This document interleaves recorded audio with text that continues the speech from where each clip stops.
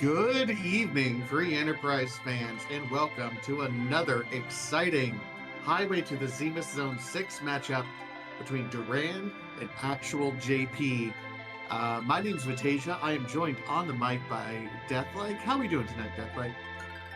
Oh, doing well. My boy is running the show this time. Oh, this is great. Have uh, and plus all these objectives. I see some spicy things going to be happening here tonight. Absolutely. Kane Hero does lend itself to, some different things. He certainly has access to some fantastic early game equipment. But these objectives, yeah, we have, double Baron, and only one objective locked by the Darkness Crystal. So this might be a spicy seed. It'll be interesting to see if we do get that early Darkness Crystal, which really changes how you race this particular flag set, doesn't it? Yeah, I think for some runners it's like panic mode. Oh no, I got something I needed, but I wanted it later. It's too early for this, and you might overthink it. Then it's time to wait. Am I ready for the grind? And it's one of those check with me moments. So when a darkness crystal happens early, yeah, it's time to just rethink where you're at the very moment. Absolutely. But lots of other objectives. It's interesting when I review these, the things that stick out to me in particular are what I call dead end objectives. They're the burn the village with mist, burn the village mist with the package, and cure the fever with the sand ruby. In this case, those are the objectives that don't lead to another key item. And to me, seeing two of those objectives really kind of extends the race out, because it's one thing if you can chain a bunch of objectives together and have something locked behind one another. With those, there's no real incentive to do them immediately until you're in go mode, because you're not going to be rewarded with anything. It really depends on when those key items appear. I mean, if you're getting like bad luck getting dupe characters early on, then the extra character can be invaluable. So it really depends on how when you pick those key items up to complete them. So it again, it's like the rando be rando, and sometimes it when you get it changes everything. No, 100%. So, like I said, yeah, I mean, you hit the nail on the head there. It depends on when you get them. If you've already kind of gotten your party, I would say it's something to hold off on. But again, I think that's one of the interesting things that's come out of this flag set and this tournament as a whole, is that in past tournaments we've seen some kind of early game metas develop around what's the quote unquote correct way to do looting, routing, things of that nature. Nothing has been kind of solidified yet in this tournament, and we're 4 weeks in, right as we get started. There's still a lot of decisions that are being made here in the first 10 minutes, which I think is fantastic to see. This couple, and with the tower key, that's well, okay. We won't worry about it till we get to the underground. But if we do the hook route, we can probably just do that while we're there. But yeah, Yang, not bad. Probably won't rely on for until he gets some levels. Yeah, the nice thing is with an early cane, if we find just an axe of any sort, or even the white spear is really pretty available pretty early in some random boxes, depending on what we find. He could be very serviceable. Plus, you got Yang, who really has had a power increase because those cat claws are available so early. He might not be doing a ton of damage early on, but he's certainly serviceable. You don't need a ton of gear to get these two online quickly. I do like Yang late game for sure. I mean, his attack power is mostly geared around his levels. So when you're doing doing a Mac Giant grind, he will scale really well. In fact, he if you get a pair of cat claws, he will overtake Kane in power pretty easily. At probably around the mid 30s and later, where he punches pretty well, even if you give Kane his best weapon. Yang will surpass him given the opportunity. Interesting that Durand went ahead and completed the looting of that watery pass, found an Asura summon, a Leviathan summon, and a flame spear, which we haven't really found a decent weapon, although that fire sword there in the basement of Damsian certainly will do the work. We did also pick up a dwarf axe for both of these runners. That is the only item that enables the back row glitch on Arcane, so really some high value items here for both of our runners as we're making our way through. I like Durand's more completionist looting, because those summon orbs, even if we don't find Iridia, will heal for, or will sell for quite a bit of money.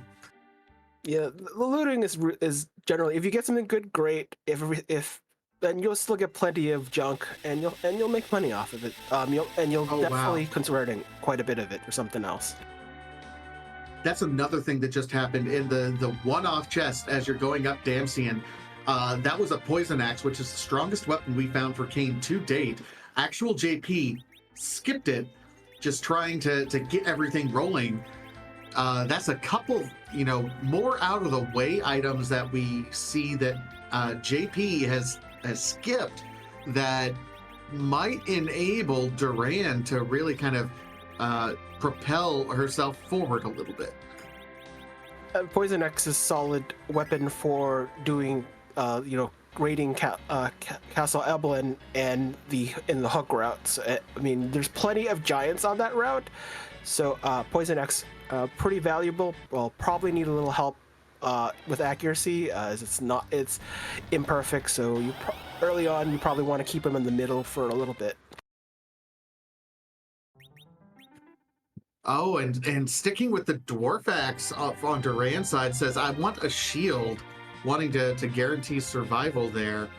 Meanwhile, actual JP gets to the top of Mountain Hobbs and says, this is an Edward, and I believe that was a water hag. Said, Edward's not worth it. Durand walking it out in the meantime. It's a interesting play. Both runners making the same move. Right now it's hard to give Edward much value because one, you don't have the spoon on hand, but more importantly,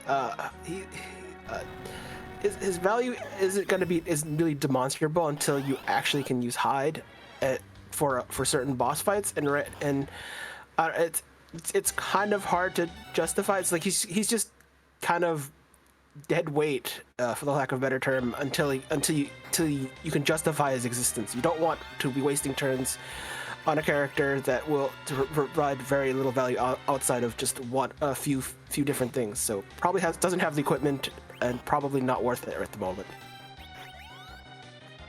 I don't know. That being said, as Lord Goober is pointing out in chat, with Kane having started with that dancing dagger, Edward can have a little bit of utility that we can really use him early on. He may not stick around, but at worst case, he's like an earthbound teddy bear. He will take a hit that would normally hit someone else. So honestly, I would take it, in addition to that fight being relatively easy and being able to just sweep through and get 3 or 4 levels on 2 level 10 characters. I think that would be the play, but both runners then reset out. It's interesting play just by itself. I would still take the warm body. You never know when you need the extra body. Sometimes it's just getting the levels at this point is free, except we've got a hook. So yes, let's see if we're gonna immediately check for that character at Cave Eblin. It feels like something that you want to do because first of all, you have access to gated shops and a little bit better loot. I know JP has not done much looting up to this point in time.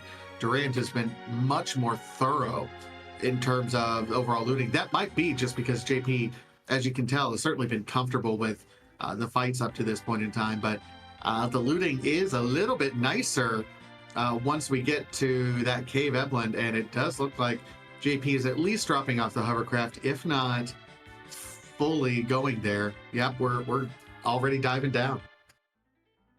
Yeah, when you get an early hook, the just the loot opportunity, like it's I would say it's more consistent than getting the earth crystal early on. So I just like going this route just on the basis the loot is going to be more consistent and you just generally better as a whole. So worth doing most of the time without even doing Castle Eblin. This is still pretty good place to loot. One thing I should point out in the difference between the Durand and JP fights on this Mom Bomb, Durand did keep that Dwarf Axe on Kane. Now, Kane is our hero, so that's a -5 agility on our hero, so it does slow down the boss fights. However, at this point in the race, slowing everything down is almost detrimental because it takes longer for everyone's turns to come up. You almost want a more speedy anchor in order to really get things rolling and to clear things out quicker. With that Dwarf Axe, the fights, as long as Kane's having that equipped, it's going to take longer to clear out fights.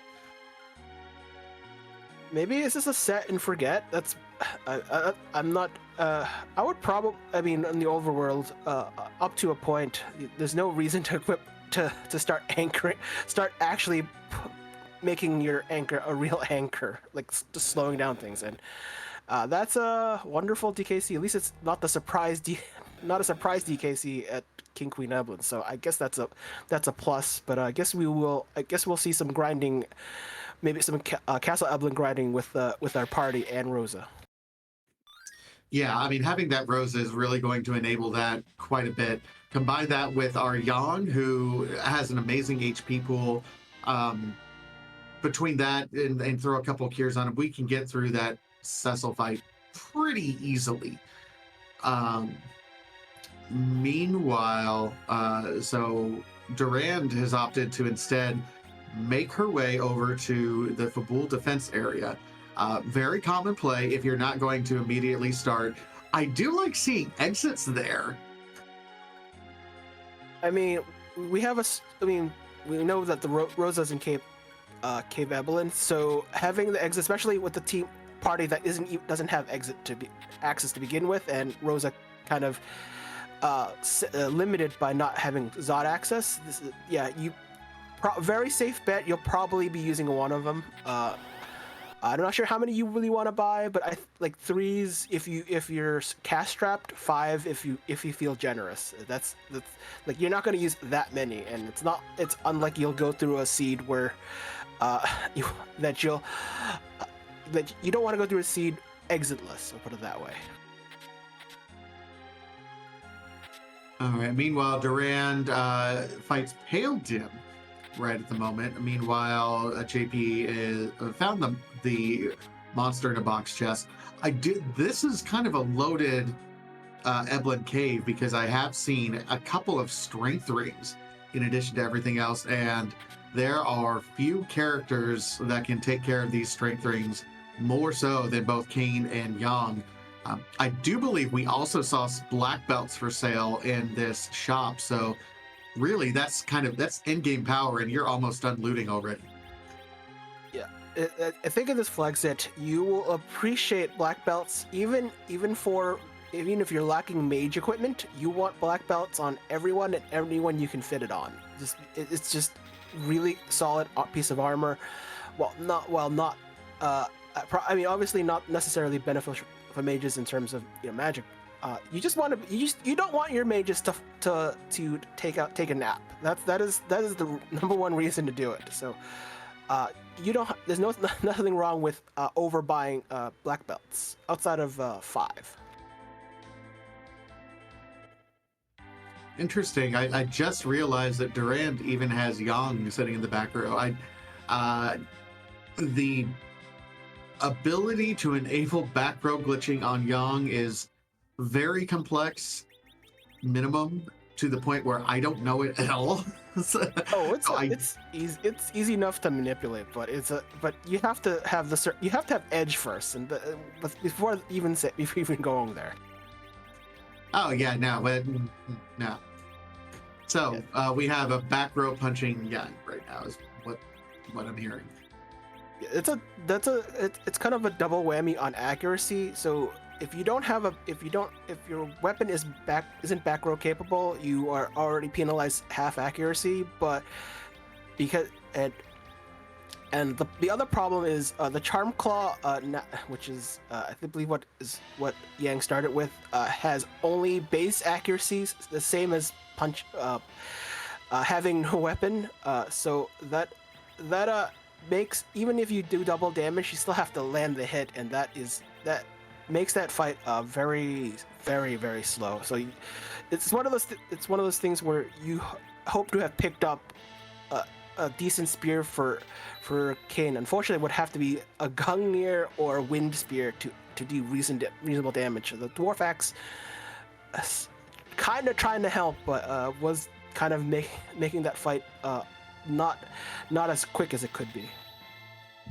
No, between the Dwarf Axe, which has its own accuracy issues, and as you mentioned, the Charm Claw, and the back row, yeah, we're having all sorts of accuracy issues right now with Durand's party right now. Actual JP has done a little more looting in some high value areas in that Eblin cave. So I think has a Slumber Sword, didn't pick up the same Poison Axe that we know Durand has available. But Yang, I think, is rocking at least Poison Claws at this point. Oh no, still that's just Charm Claw.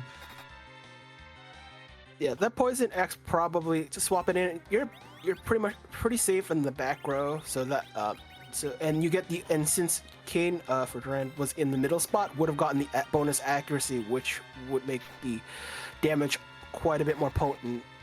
And you can see I don't know what actual JP got as a weapon, but it's definitely doing some work. Durand in the looting does end up finding an Ogre Axe as well, which is an upgrade. Honestly, Ogre Axe is one of my favorite axes just because, again, a little bit higher accuracy, and you can equip shields with it as well. And that's going to be the axe of choice once we eventually get to the grind that we all know is coming in terms of the most popular grind in this tournament, Mac Giants. I mean, it's one of those. When you do a Mac Giant grind, all you have to worry about is an Ogre Axe, Poison Axe, Charm Claw, Thunder Claw, and a few other combinations. But Yang will definitely contribute, especially starting with the Charm Claw, but also with the generous axe giving this seed.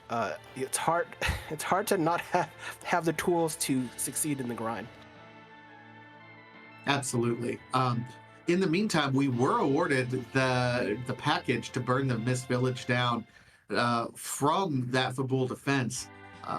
We're at about the 15-minute mark. I think I'm still turning this in because I would love to see kind of flesh out the rest of our party members. Although, maybe I'm checking first who's in Baron Inn, because that's a key item that you're going to want to check anyway. And if it's just a dupe, then maybe you don't have to turn it in. Trying to do two checks at the same time for JP. See, Demus check and then do the package check. If it's an edge, I would just go for the package. I think it's just still gated in, so probably still worth doing. I would just do it for the edge check outright. See, and I'm looking for more than just edge. We did find a Leviathan, so any black mage, but in particular Rydia, I would love to see right now. We did see if we did see a Leviathan orb, and yes, though with a Kane start, I'm more tempted to. I really want to edge, and definitely a Cecil. You just need. I just like to collect as many faster characters, and that's I guess it's Pink Worn Porm to burn down the den. That's and with herself being right there. It's this seed. Yeah, I'm not thrilled by this. And honestly, and here's my perspective on it. You know, you do check the character. I'm resetting out, even though this is a requirement to burn down the village mist. If you get the sand ruby and you enter into Kaipo village, you have a whole nother cutscene that you have to go through in order before you can turn that sand ruby in. So the package check is literally the last thing that you want to do and go through this cutscene. If this character isn't something that you absolutely must have or you know will really accelerate your seed, I think you reset out.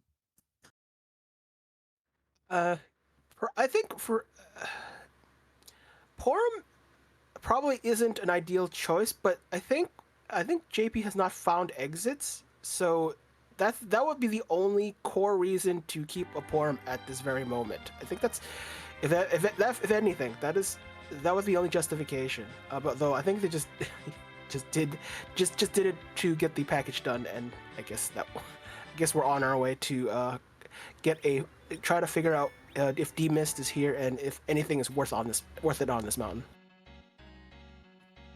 Okay. Meanwhile, Durand checking the places that JP just did. And yeah, climbing Mount Ordeals. Still have not seen Baron. It's looking more and more like that we're going to have a true hook seed, which perfectly fine. There is a thought to hoping that Magma Key shows up. We still have two checks. Top of Mount Ordeals and Baron Inn. So I think it's always worth it because raising the Falcon objective isn't on our list, so we should. It's worth at least trying to get the Magma Key if at all possible. And if you slow down a little bit, so be it. You get some decent experience for your characters. At least get Rosa to Berserk, and you should probably be fine for the most part. Oh, I tend to agree. I think, especially when you're going to have a hook route with the party that we have, you have a Dark Knight Cecil that you have to deal with, or at least JP does. So, bare minimum, you're going to want to get the experience on your characters, in particular that Yang, because he's going to have to do Cecil's going to do between the low to mid 300s per wave. So in order for Yang to be able to survive that, he's got to have well over 1,000 HP or get a couple heals up on him. Entering, not setting off the farm, but hey, that character that you wanted, there she is. There's your Iridia. Yay! Love my Iridia. And we have it's open mic night on Mount Ordeals because we have a comedian. Kind of surprised not trying to get a jump off. Probably with the agility anchoring and being in the back deck situation wouldn't get it done. But if it were possible to get the jump off, that would be one less person falling on the ground. But it's fine. It's still early. But this spot can be pretty tricky because the spell power is kind of scary. So that when that lit 3 comes, it'll hurt. Meanwhile, we have this Baigen fight that Durand still has characters sitting in the back row. Only 2 characters right now. I don't know if this is winnable in this particular setup for Durand. I'm trying to think. This is the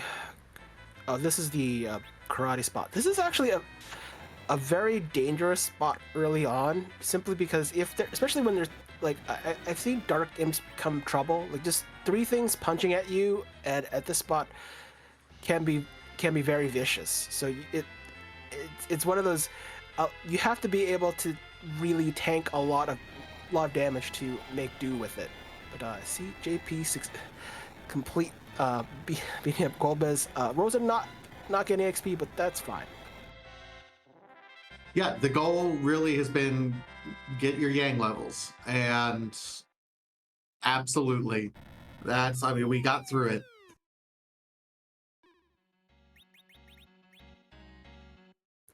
Durand has an unfortunate wipe. I think still try going at it again, maybe, or at least relooting at the very minimum. I mean, the first fight is trivial. Just need to eat 400 HP, but by again, you do need help, and you having the hook and not checking out the character is gonna probably maybe the difference. And hey, we have a reason to keep the bard.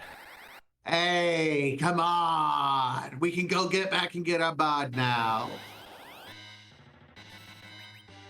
And honestly, as far as I'm concerned, that's a good final party. If we have, I don't need my Rydia anymore. Double white mage and then 3 melee fighters with the white mages able to support and berserk them up. Great. I'm sold. Done.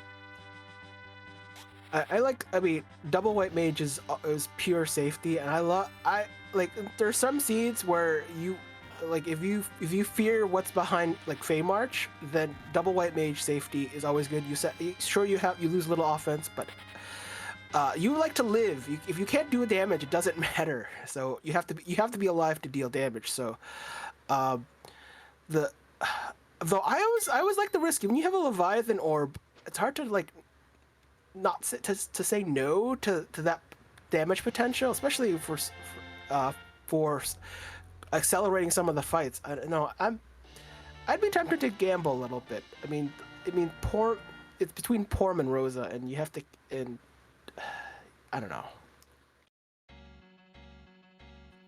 Yeah, it's kind of a tough call. I think. Here's the thing. I think Rydia is incredibly attractive because of that Leviathan orb. Durand is the only one who knows about the Leviathan orb because she's the only one who actually looted it. It was behind the waterfall in the Watery Pass. Actual JP, I don't think has found it.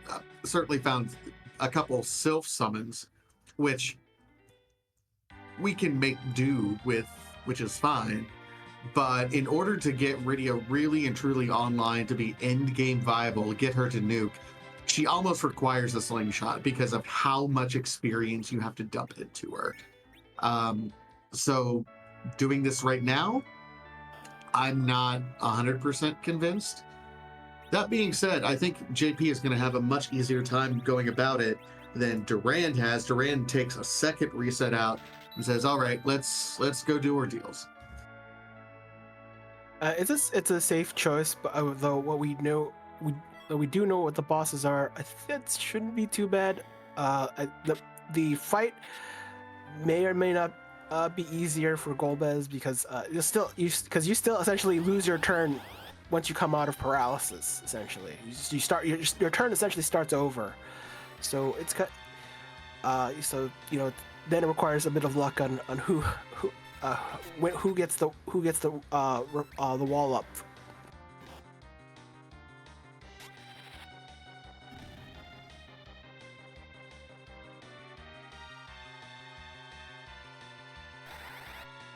All right, so our runners just kind of swapped places at this point. Actual JP will start a few higher levels plus an extra character. Oh, that Bagan is still punchy. I mean, if there was a Porum, then I think the real thing is, it feels like you're kind of looking for a heroine robe, so that Rosa actually gets a turn to do something. It feels like what is desperately needed. Maybe just looting Castle Eblin, maybe the answer. That would be at this point. That would be the thing. I just loot a little bit more and hope for the stuff you need to survive that fight. I mean, we got a spoon. We know where Edward is. It's really doable. I think we should go pick ourselves up. I hate saying it. I hate saying we should go pick up a bard. But right now, that's going to be a massive source of damage for us. Yeah, but he has to still live. I mean, I guess there's no XP to gain at that spot. So as long as he doesn't die, then he's fine. I don't. But you're literally leaving it to board RNG. Sometimes board RNG decides it doesn't like a bard, and it does what it does. See, the party is high enough level that you can hide. You can just let him hide the entire fight, just to make sure he lives. Oh, for the XP, I mean, for the probably just needs one fight, one or two fights from Castle Eblin. I'm almost, like I would be more tempted to just do that, come back. Just there's like you just need that influx of power. Get Rosa to Berserk, and that would solve most of it, or at least having a Hero Robe, because there's very few pieces of armor that you can pick up that would absorb hits that strong.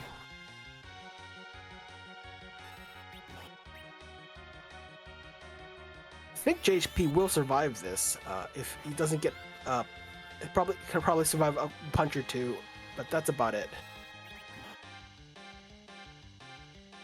Did set up to get his cane in the back row, and getting some jumps off. I think this might be. Yeah, so Bagan is now 4-0 against our runners. Each runner taking 2 wipes to Bagan. So congratulations, Bagan, on his win tonight. Yes, one of the worst bosses at that spot.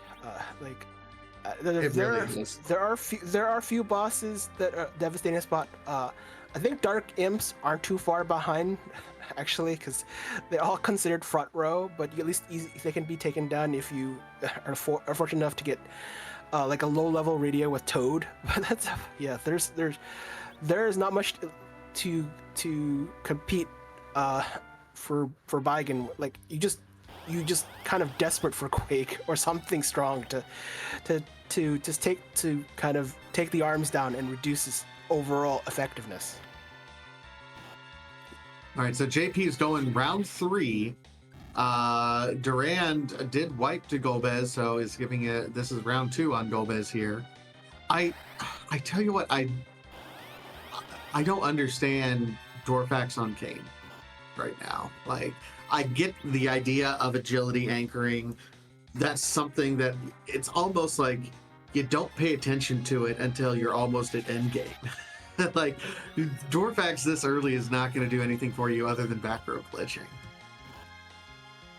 I don't think that's the problem. I think the problem is maybe just I'm trying to remember. No, it's not possible. I always wanted to use the jump strat, but this is back row glitch, back row attack, and you never get to strike first. So he always gets to laugh at you, and you don't get to do much. But I think if Golbez is fortunate enough, no, well, Kane will still get the XP, so we'll survive this if the wall doesn't wear out.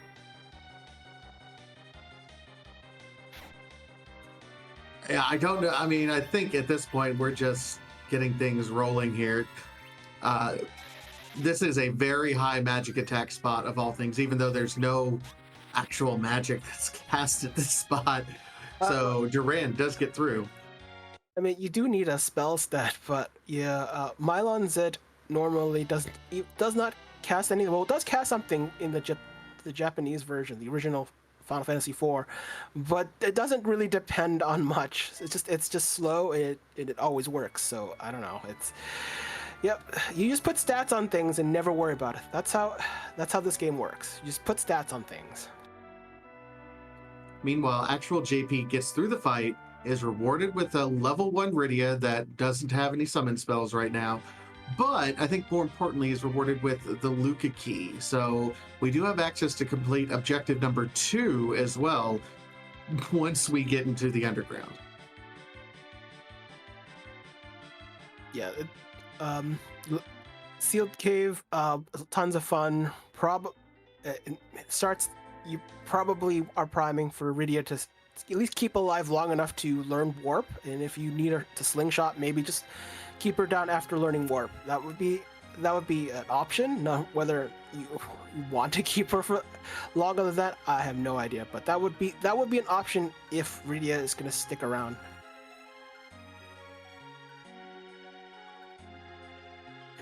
I mean, it's up in the air right now. Sweeper Rydia with Leviathan, if you can get a good summon on her, is absolutely a powerhouse and a great compliment on a lot of different boss fights for what this team has already. The trick is keeping her alive, and I promise you, Dark Knight Cecil is not a place where she's going to be alive for very long. I almost wonder if we were to construct something, a different team than this, like we just have all the mages. Lopalum hasn't shown up, but just having Porum and Rydia in the back row, and just keeping this team as is. The rest of it as is, like with the Kane and Yang doing the grunt work. That could be pretty solid overall. But hey, I don't think JP hasn't had his group filled, has he? I don't think so. Let me see. We had Yang, Kane. Yeah, so we still have one slot left. We know where that Edward is, but apparently we're allergic to spoony bards as a team.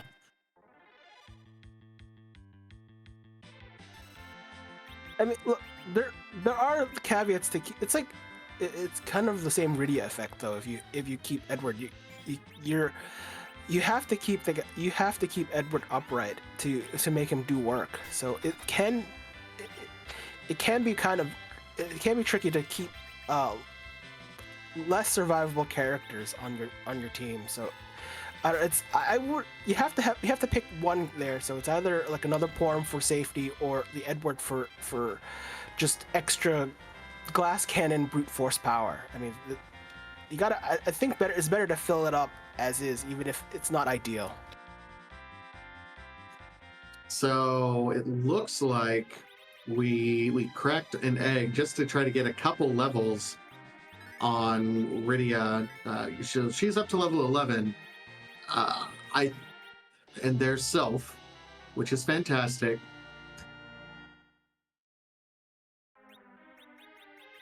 Oh, and learning Odin, so we might get some Odin strats depending on what we end up fighting. It's hard to say. There's Odin strats. You just cast and pray. It works. That is a yeah. It's at its best. Odin is a coin flip. That's but you have the coin flip on top of her the accuracy check just to make it work, and spell accuracy is just simply I think the spell just has no base spell accuracy, so it's whatever accuracy is what wisdom stat divided by 2 is the bonus accuracy. So the spell itself is dependent on spell accuracy outright, and at the level she's at, it's very I think it's like maybe 10%, and that's not. I mean, 10% is still it's still a chance.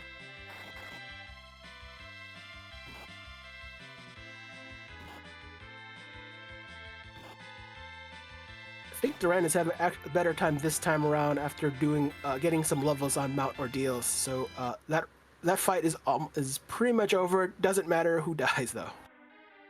Yeah, that's perfectly fine.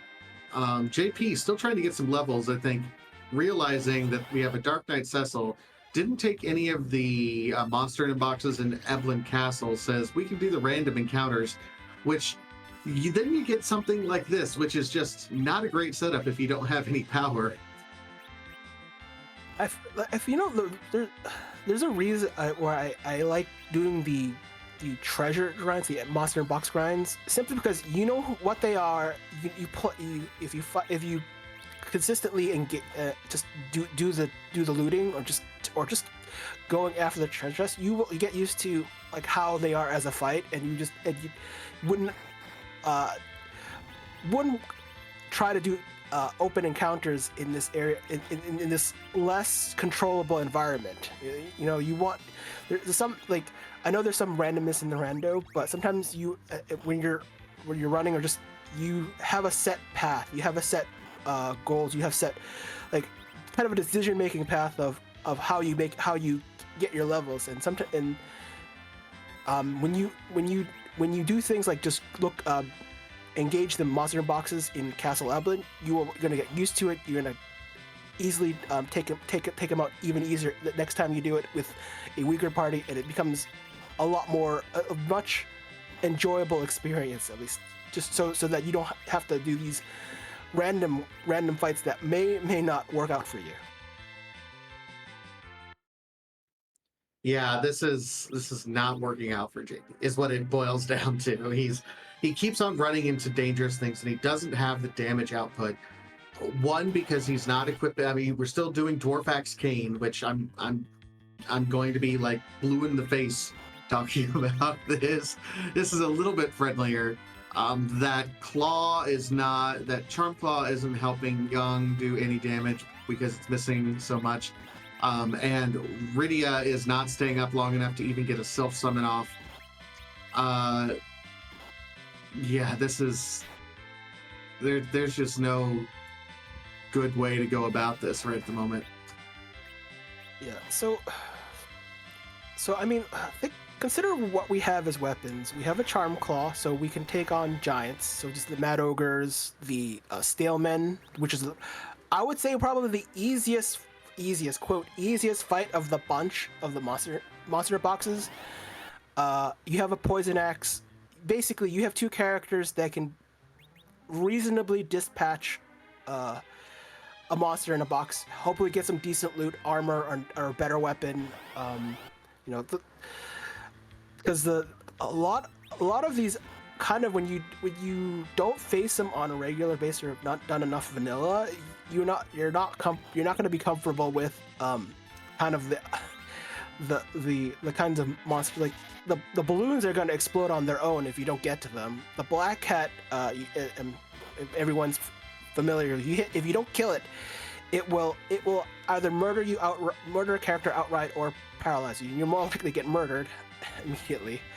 And the Mad Ogres are, well, they're giants, so you just hope to exploit their giant and mage weakness as much as possible, either defensively or offensively, and you'll have a much better time. And Durand picks up a free Sylph.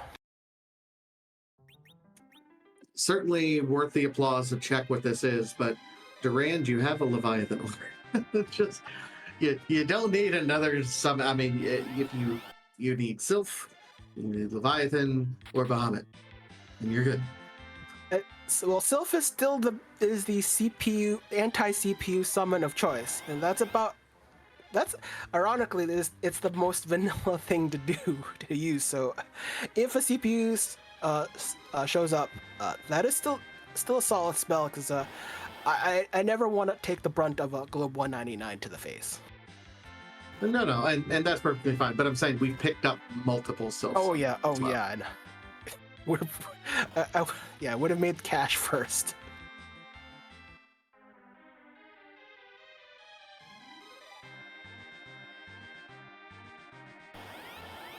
And trying to pick up as many Cure 3s as we can. Meanwhile, we get another random encounter. This is a good opportunity to take a step back, heal, get Cure 2s up across the entire party. Yeah. So, I mean, Durand will find out, hey, I could have picked up a white mage.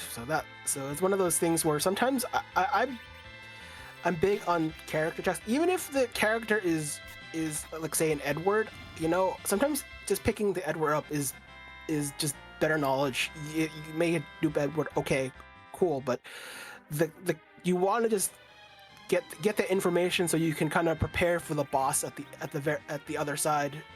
Sometimes it can be one of the tougher bosses. There are plenty of scary bosses, and then sometimes you are given King Queen Eblin, and it's like, oh, that's a nice hook seed.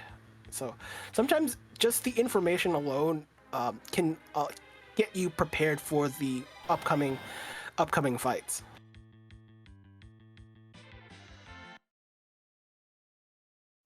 So Durand does reset out and says, hey, I got my Rosa, got the character check, so we'll be resetting out to get, well, we'll see what Durand ends up doing this point in time. JP still taking random fights. The smart choice is to equip up and then start just getting the monster in the boxes. Looting is the nice secondary benefit, but you want the XP immediately. So I think the group is currently constituted. Should be able to do it. Probably be a little. It will be a little tricky to get Rosa or Rydia. If one of them survives, that's kind of all you need to get there to, at least get them to survivability. So, just aim for one of them to live, and you should be fine.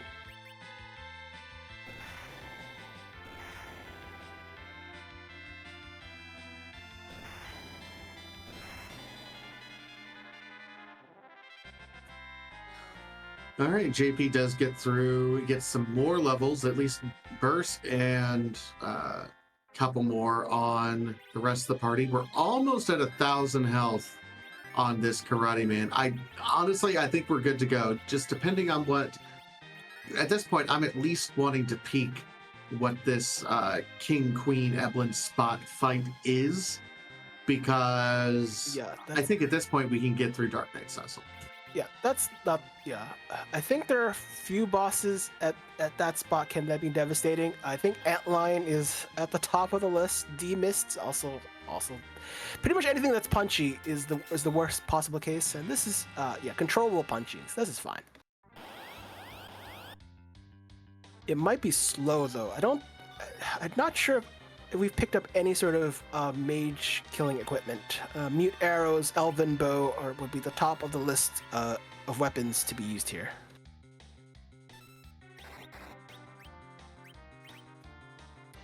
Would be, yes.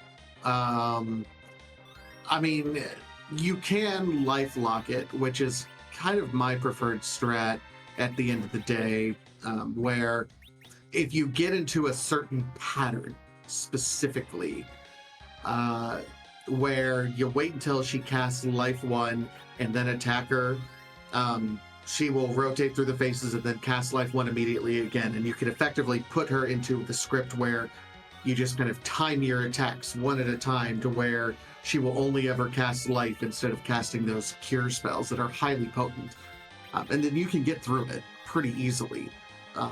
The trick is it takes patience. Yeah, time and patience, but it's in a race, so we don't have that. We do have see actual JP actually having both in stock, so it's certainly doable. Although I don't think there's really good timing here. As got double wall, so yeah, no healing, so just has to take the punches as it comes. So this is fine, though. Though that's. Unfortunately, that's a wasted. That was really whiffing on it with a mutant knife in the back. I don't think is she even back row glitched? That might be the problem there. Yeah, she's not back row glitched. Well, no, she had a whip equipped. Right. Okay. So it's just bad. Just unfortunate. It's because it's mutant knife doesn't have the greatest of It's like reasonably accurate, but you know. Hey, I still think that Kane can equip that mute knife though. So that would be the best. That would be the best thing. Probably has a couple duplicates at this point when you think about it.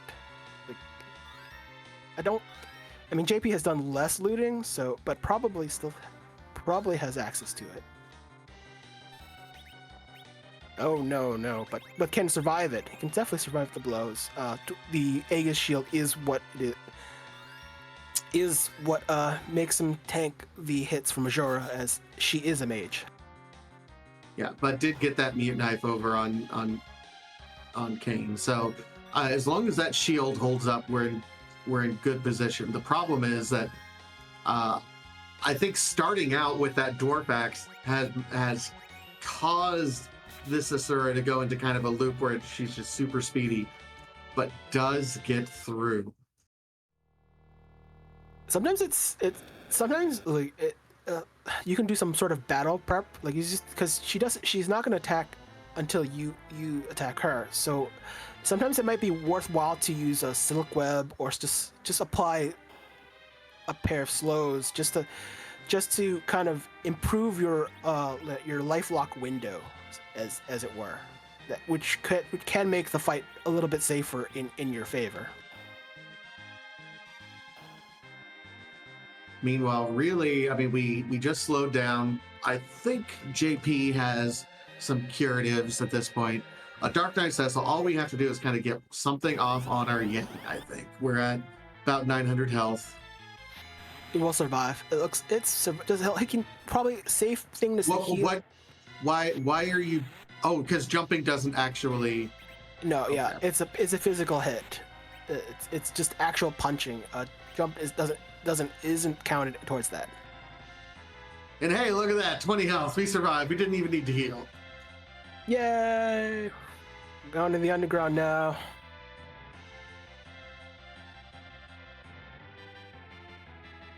Probably best to have the safety cure too, but sometimes you get lucky, and this it's 19 HP than you need.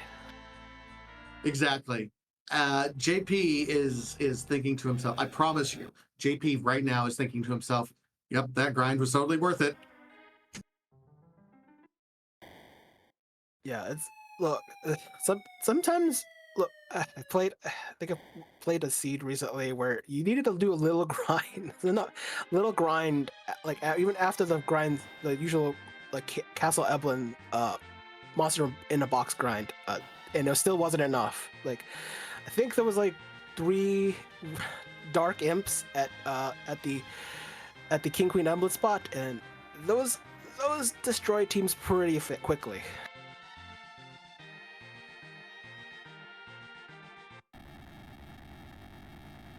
All right. And with that, we do have our first access to the underground at the 48-minute mark. We do already have access. I mean, we've already done the package. At least JP has. Durand has the ability to turn it in at any point in time. We have access then to at least peek the queen of the town of monsters. And it does look like JP is going to go to the Fame March first thing. We also have the ability to complete the sealed cave, because that is an objective as well. So 3 potential objectives done. We need 3 more to go. I'm wondering to defer the sealed cave a little bit just to get the safer levels. It's just I don't know. I don't feel exactly comfortable at the current levels. I mean, maybe you might be fortunate. Maybe it's like an alt gauntlet where you get your free grind, but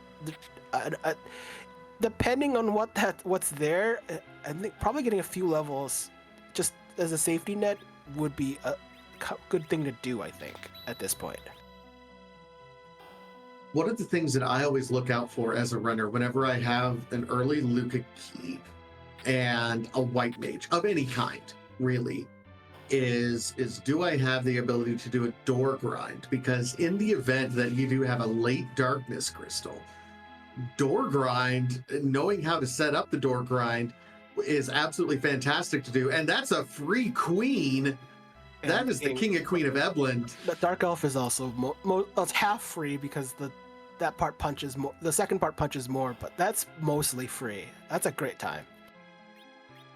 With our Rydia able to cast stop, that does become more free, but I don't know if we have the damage output to get to that point with all the different things that are cast in phase 1. Hey, I suggested stop for Dark Elf at the King spot. Because there much as I love Rydia, her virus probably doesn't make too much noise. But stop is just free safety that you can get. It slows it. It's kind of like using slow, except though slow will benefit, will kind of stack the effect longer. So there are things you can do with Rydia at lower levels. It's fun to do. Yeah, but I think, we'll see where our levels are going to be at after this King Queen Eblin, because I think that Dark Elf spot is going to be a little bit speedy. I think the magic attack is actually quite strong there, as I recall. So the rotation of his kind of tri attack. The tri attack the tri attack does nothing. Does something, but it's like negligible. It's the Azura spot that has all the magic. The Leviathan spot doesn't actually have that much magic. You'd be surprised at how kind of somewhat. It's not like weak. Like Wyvern with standard Blarg is still gonna hurt, but it's not that strong with the automated split level 2 elementals. It tickles you for lack of a better term. All right, we do get through. Only 2 to 3 levels a character is gained. Just a wizard hat, but guess what? That is a second objective on actual JP side. Well, darkness is at large, so it probably might as well complete the set. Otherwise, you leave this place immediately. I think it's worth taking on the dark elf. Did we not shop here earlier? Because those cat claws would have been really handy. Yeah, I would have loved to have seen. I know we have at least one cat claw that we've looted out there. I certainly hope we're not still rocking that sharp claw at this point in time. And JP is saying, I don't think we're quite ready. And it's claw. It's the best claw according to everyone who likes elemental claws. It's the best claw. Well, you have to think about how many enemies are weak to thunder. You have Kenyazo when his water is up. You have Odin. You have the Dr. Luge fight is weak to Thunderclaw. Not thunder magic specifically, but machine claw. Yeah, machine. Yeah, so between that and all of the machines that are available, I tend to agree from an elemental weakness perspective that Thunderclaw is the best. Interesting. So going for some loot. So I did actually get the time to take a look at the looting, how looting has changed in this, and unless you're doing the LST, yeah, there is zero chance you're getting the best burr in the game in the form of Excalibur or Crystal Swords. They will never appear on these treasure chests. Especially, I think they were on T Pro as well, right? So zero chance of that happening here. But given that Tier 7 equipment comes around, if you get an Avenger for Kayn or a white robe, those are the best 2 pieces of armor best 2 pieces of equipment that you can get if you are still looking for some loot, but and you want to get like your top out your white or have an Avenger for Kayn because you didn't get a good weapon for him. Absolutely, and when you have that Thunderclaw, these particular monster boxes are very, very fast. It's a one punch, you're good. So you know what? I don't necessarily hate it, especially if you've been lacking in power. At this point in time, Kayn should be swinging for quite a bit. So I fully understand the want to get a little bit more oomph for our Kayn here. I wouldn't be thrilled about keeping that Avenger Sword equipped on my agility anchor. That sounds terrifying. Yeah, I almost forgot that. But yeah, you got I think Dragoon Spear is still up is Tier 7. So and White Spear is Tier 6. So you'll still get some decent opportunity to get a better spear for Kayn. I don't keeping on Dwarf Axe should be emergency, but should try to lean towards getting a weapon, just a weapon for him that at least makes him productive. Dwarf Axe unfortunately doesn't scale that well. It's just it's nice. It's nice for anchoring. It's terrible. It's below terrible. Average. Yeah, it's terrible after level like 15. I think you can use it for the first fight. But in the meanwhile, I did see something else on Durand's side that at least causes me a little bit of worry. Rydia is casting all these Leviathan summons right now, but I think the problem right now, these Leviathans are going to be underpowered. Rydia's rocking a Dragon Whip, which is it -5 or -10? It's -5. It's -5. -10 is Assassin. You're thinking of Assassin Dagger or Artemis Bow. Yeah, I think it's okay to have a whip. You want her to you want her to go a little bit faster. Just don't have to be you can sacrifice a little bit of magic power for speed, but if it's anything above a dragon whip, like we're talking about Artemis bow, Heron robe, you're gonna you're gonna be kind of doing really incredibly weak damage when you expect Leviathan to do quite a bit of damage typically.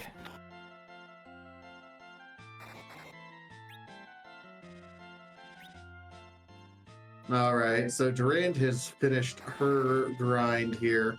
Meanwhile, actual JP taking on the plague at the top of this spot and taking things pretty slow. It looks like our Yang is zerked up, and we are taking the safe route by knocking Rydia over and raising her kind of as soon as the refresh on Plague's cast goes through.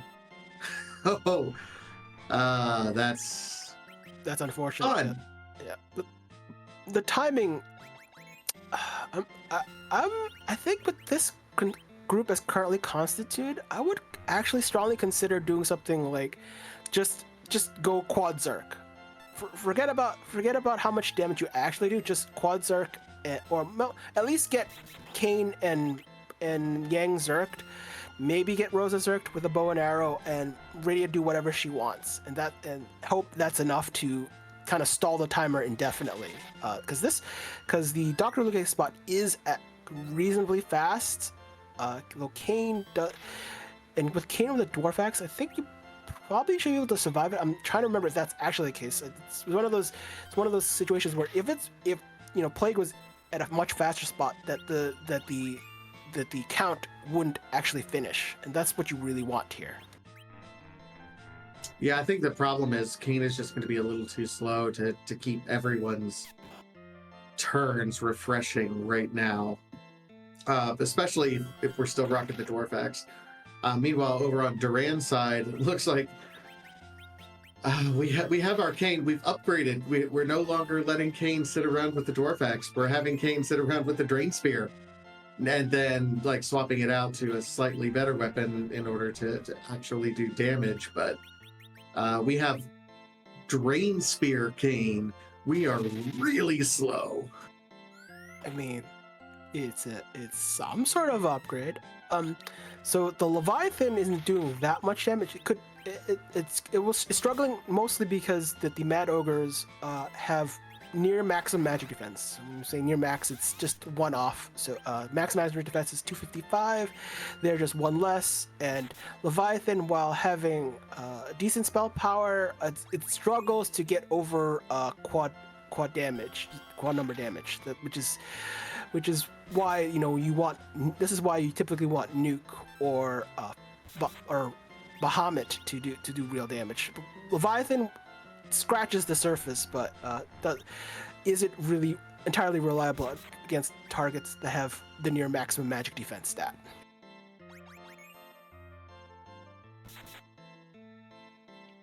Has anyone in chat been keeping count of how many life potions that JP is using? Because we're taking the long route here and getting through. I mean, I don't know if there's a better way to do this necessarily. There is. You kill off one, get a Star Veil off, and then it will just keep counting because you want to use the Star Veil on the character that is revived or something. You want to get at least the count reflected on the plague. So that would be the strat.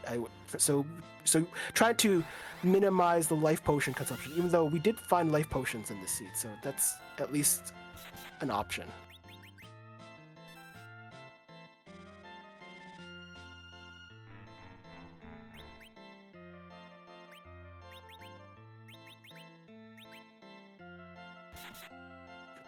Meanwhile, we still have actual JP using the mute knife on Kane. And he's zerked Kane with the mute knife.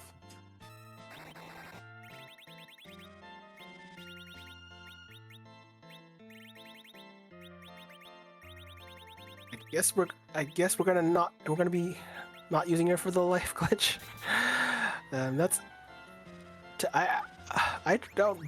I usually just buy a stack of 10 when I see like there. Although I have actually bought a lot more items in this flag set, surprisingly, based on what I've seen. And Oh I don't yeah, just the life potions, and I don't. There's just so many other items I've bought. well, it's interesting because you're not buying hourglasses anymore. You're not necessarily buying, uh, you know, sirens either. But yeah, there's a lot of little things. All of that work just for a Stardust Rod. I mean, we'll take it. Rydia will love that Stardust Rod. But you're right. You know, I'm buying more curatives probably earlier. I'm buying mute bells, silk webs, obviously. Um, and extra star veils are always awesome. I have gotten a lot more illusions. I usually don't buy them because I prefer to be in having a double white mage setup. But when it's possible, but when that doesn't happen, sometimes especially with a group that doesn't have any white mages, those illusions are incredibly worth your time. Especially with all the loot you can pick up, you don't even just buy a stack of 10. Sometimes it's worth buying a 3 stack, just 30, because it's cut. Sometimes they're just spots where you can't absorb all that damage, and that is the answer to a lot of it. Meanwhile, I think that was probably the best place for us to see those D-looters. Certainly a cheesable fight if we wanted to, but I'm happy to see that in the cannon room. Yeah, I mean there are other strats, but they have so little life. You just want to just take them out as quickly as possible. Just like the combined HP total is less than 600, slightly less than 600. So, and it's one of those like it should be a virus and done really.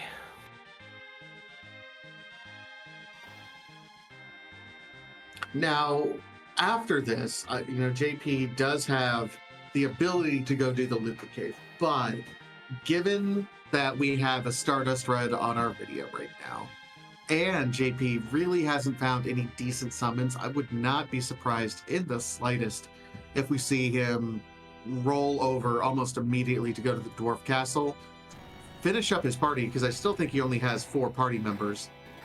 But it also upgrades our Rydia and gets some random summons for her to use, and kind of roll the dice to see what we get. I would love to see a Leviathan or Bahamut acquired there.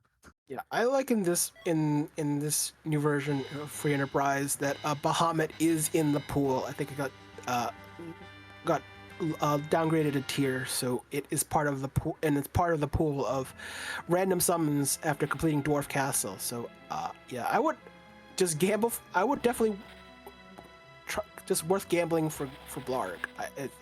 Especially not having found the Leviathan in a chest. This would be worth it, and getting a little bit more experience for Rydia just to cast some more spells if she gets a Leviathan or a Bahamut.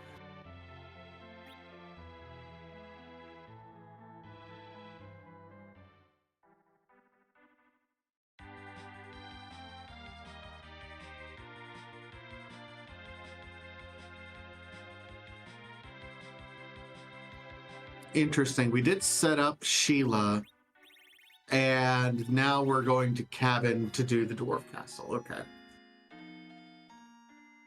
But why not Dwarf Drinking Pot?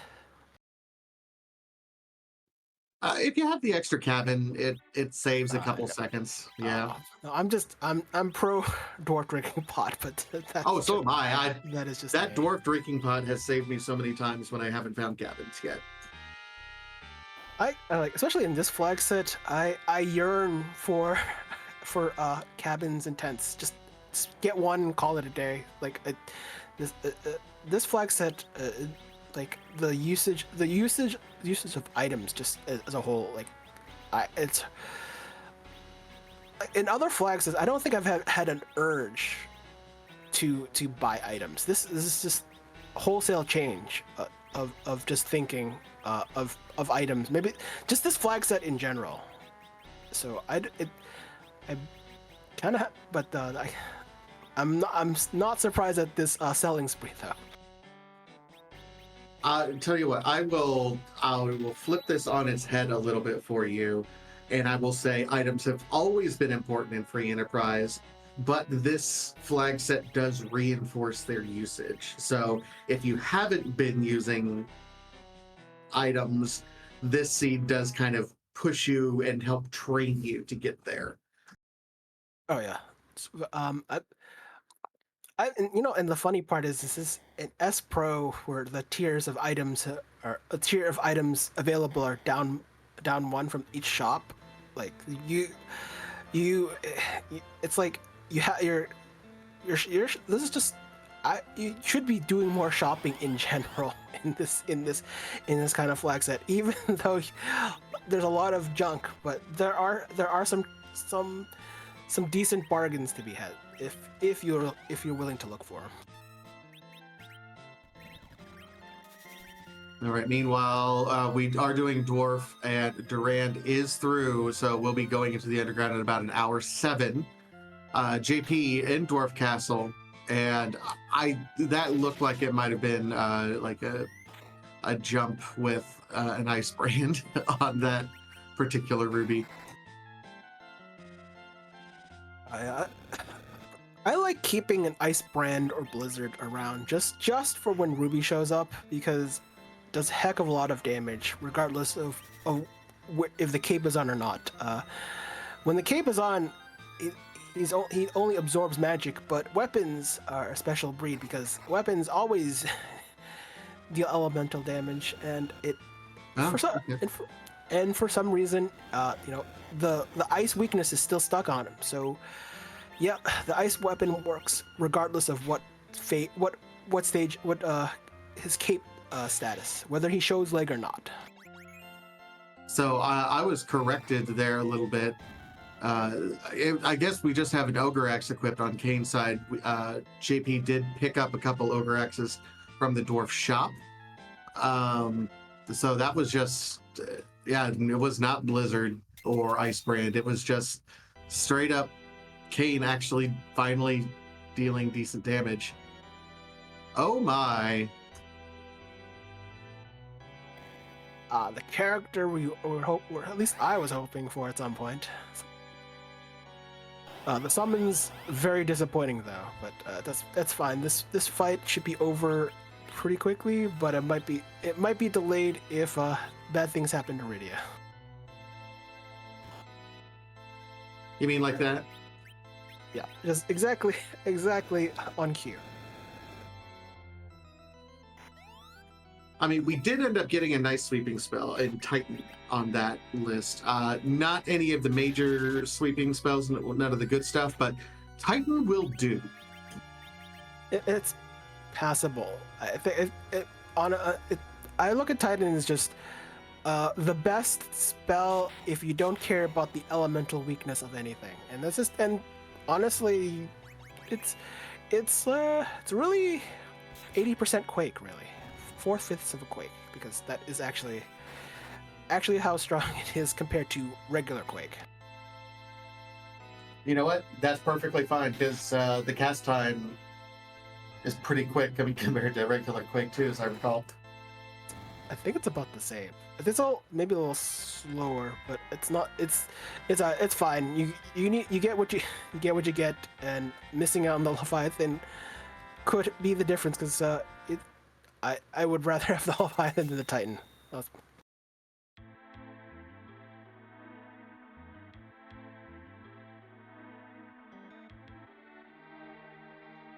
think we're doing the same things now, although JP has gone up the tower, so Durand probably will follow in that. Most likely, due to how the game vanilla kind of scales its difficulty. Well, and keep in mind that, I mean, JP has done not only the complete tower loop, but also, there's Pan. So now we're going to immediately, we had already set up Sheila 1. Now we're going to go set up and do Sheila 1 and Sheila 2. Durand, or JP has also gone into the Fey March, where we ended up finding the pass that was located there, but also I think a wizard hat from getting the defeat the queen objective done. Yeah. Did JP already do the pan retrieve the first Sheila one yet or not? Probably. No. So that's 3 key item opportunities. So this is worth doing, even though having gone here the first time to just trigger the Sheila 1 check it's whatever. Sometimes it's not routing perfectly, but I mean, hey, you don't know when the pen shows up, so that's Well, and that's why if you're going to do Sheila 1, if you're going to set up Sheila 1, you immediately turn it in. Or if you want to do something else before you set up Sheila 1, just in case. You should be like this on your exact scenario. Yeah, it's kind of one of those on your way out of the underground type of things. So though I don't, but we didn't get anything useful from that check, though, I think. That being said, I think this is going to end up being our end game party, which honestly is not a bad end game party. It just, instead of a Cecil, you have a Yang. And that's, considering the rarity of holy cutlery in this flag set, I'm perfectly fine with. Yeah, I mean, when you don't have the holy blade, the strongest holy blades available, then he's just a cane. He has cover, which is super valuable, but in terms of offensive power, he's a cane. I personally would not call it bad, but I like the holy cutlery, and that's what gets him there. But again, your access is literally due to if it shows up in the LST in different ways, and oh boy. Yeah, we have double value. Sheila holding all the goods. That is officially go mode. That is 2 objectives that are available. Liberate Baron Castle, could defeat the Baron Castle basement throne, and we also got the Darkness Crystal to conquer the vanilla Crystal Sword altar. That is... Let me see. Okay, so I want to make sure. Yeah, that is go mode. I mean, so I guess the timer is going. So yeah, did we find anything worthwhile on top of tower? I don't remember. I don't think there was anything I don't remember if there's anything worthwhile. So if Durand just follows some of the objectives, just turning in pan, hoping to get what she needs, she can get back right in there. But still has to visit Queen, though. Has to visit the Fey March, though. Has to visit the Fey March. Hey, I'm buying another Thunderclaw there for the grind that we're eventually going to have to do. And, some lit arrows as well. But yeah, the only thing we got from tower, we got Adamant from turning in the tower key from the cannon room. And we got a Stardust Rod from the top of tower. So that is completely skippable from what we know right now. Yeah, but there's a temptation. When you have the tower key, you're going to do the tower, so that might just be part of the routing that would be in on her mind. It's because when you have the tower key, you're going to do tower. That's the magnetism of how key items work. Honestly, not so much in this flag set. If I don't have an objective that tells me to go up the tower, I mean, having the tower key, yes, it's attractive, but also having the pan is 3 key item turn-ins for a fraction of the time. And if you prioritize doing the time thing first, you will understand that you're in go mode and you can completely skip it. Yeah, but that's only if we're watching it from afar and no, but we know what we know. She doesn't know what we know. That's the difference.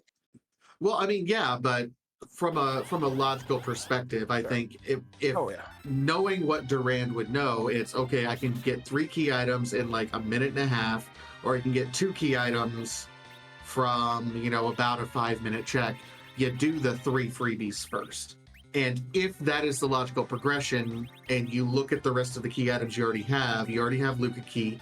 You have, which you haven't done. You already have access to the Queen, which you can do. You should realize you're in go mode at that point. But you have to get there first. It's Yeah, you do have to get there first. I mean, I 100%. Yeah, I get that.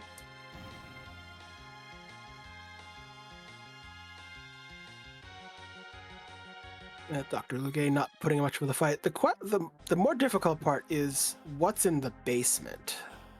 That can also be nasty. Although we have seen Bagan, and we have some vanilla turtle, but I think the most threatening thing in the basement, I think that's left. Have we seen Dark Imps yet? Because that would be probably the only really thing that would slow anyone down massively, or maybe CPU. I mean, it could be bad. We'll see what we end up finding here. Meanwhile, Durand is doing the Luca cave, which I get the logic because it is an objective and it is a key item check. So you're going to have to do this anyway. So you want a little bit more guidance. I get it. Definitely wanting to do this before doing any of the other checks. We'll see if this is the right play because we're a little bit underleveled for this spot. Although there's not a ton of HP here, just depending on what we end up finding. JP, meanwhile, gets through. I'm pretty sure JP is open. JP is at 9 key items. If we can get that 10th key item, double experience, that's kind of the checkered flag for any runner to say, if you haven't grind already, now's a good time. Oh, hey there. Probably worth picking up. Could probably yeet someone. Probably the Rydia. I would almost do the Rydia. But I would. That or the Yang. I mean, or the Cane. We had a Cane start, so can't do that. So it's Cane. So it's got to be the. Wow. Edge. Okay. Did we find any good Hanzo steel for him? Doesn't feel like it. No, I mean, I thought I saw a ninja sword at some point, and I saw full moon. Durand finding the twin harp at in the Luca cave check.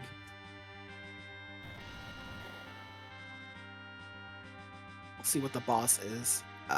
Well, time to hurry.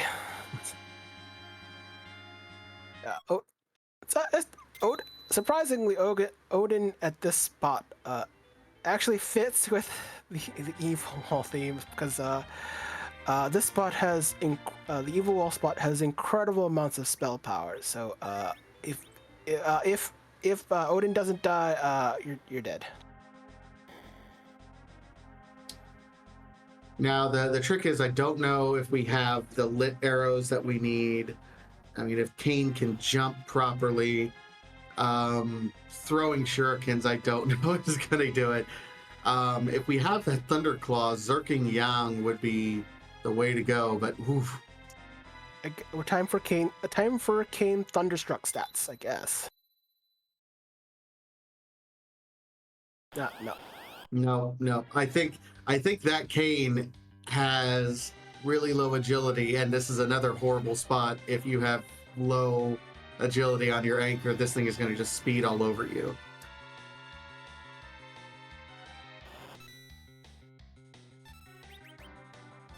Thinking, I mean, I know there are Thunderclaws available, so that would partially solve it. But I don't think Yangs have enough attack multipliers to just kind of, I don't know, to just punch, just outright punch. But I think Yang's still in the back row, so that's still limiting the overall offense. Back row and power punching is about the same in terms of the numbers, although you still have to hit to do damage. So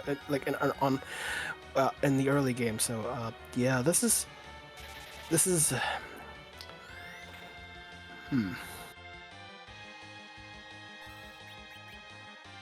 Meanwhile, actual JP finds Vivala's in the Baron Castle basement. Okay, so we have lots of jumping. Luckily, we have a hero cane, so this is fine. The issue we're going to have is if Rydia casting Sylph is supposed to be healing, it's going to be a little bit rough. Because Val still has Val has perfect magic evasion on a lot of spots. This is still one of them. So yeah, it doesn't summons any magic, whether positive or negative, doesn't matter. So it has to be timed right after Kane's landing, and that's typical. That can be problematic if you're not used to it.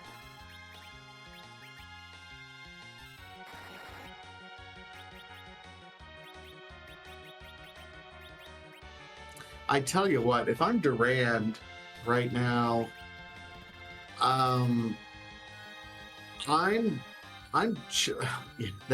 equipped with a drain spear. I'm chucking this spoon because if you're struggling to get through Odin right now, I feel it's a the edge is not. I mean, edge is not like at the ideal level to maximize to get quad 9 on a spoon. I mean, still be plenty of damage, but it's one of those things where throw really does does require a level scaling. So you kind of you have to. It's one of those. It's not in the ideal time to use it. Like I would use it for more nuisance spots like D-Mister or CPU. So probably a few more levels would make that experience a lot better, I guess. For it it's just not enough. It still probably won't be enough damage, I think, at least as currently constituted.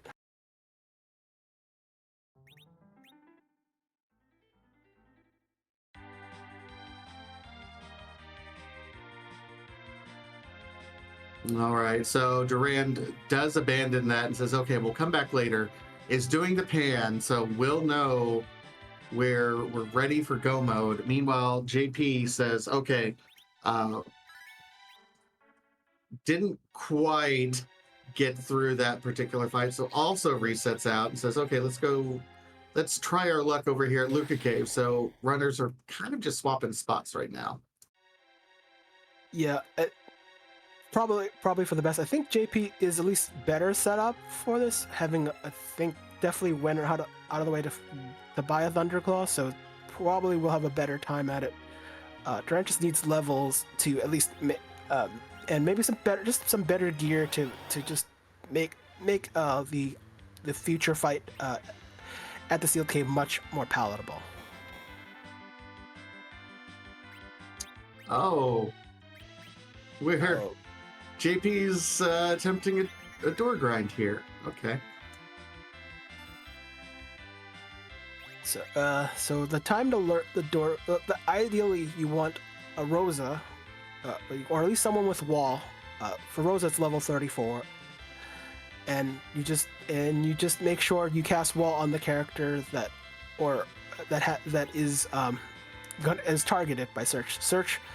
Search does is say, hey, you're gonna be hit by me for whatever attack the next turn, and it's basically a declaration of who's going to be hit, and you just cast wall on that person, and that and disrupt is reflectable, which is why it's an awesome kind of trick to get the XP. It's just easier when you have wall.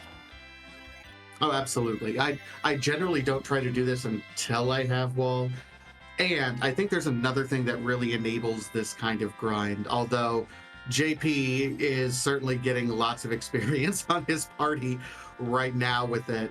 The other thing that I think enables it is if you can agility anchor whomever on your party to the point where you can guarantee Rosa going first. Now that might mean whoever your anchor is, you have a drain spear or a dwarf axe that can really slow them down, or you can throw a heroine robe or an Artemis bow or a ninja hat enough to get Rosa to where she's super speedy and is guaranteed to be the first one out.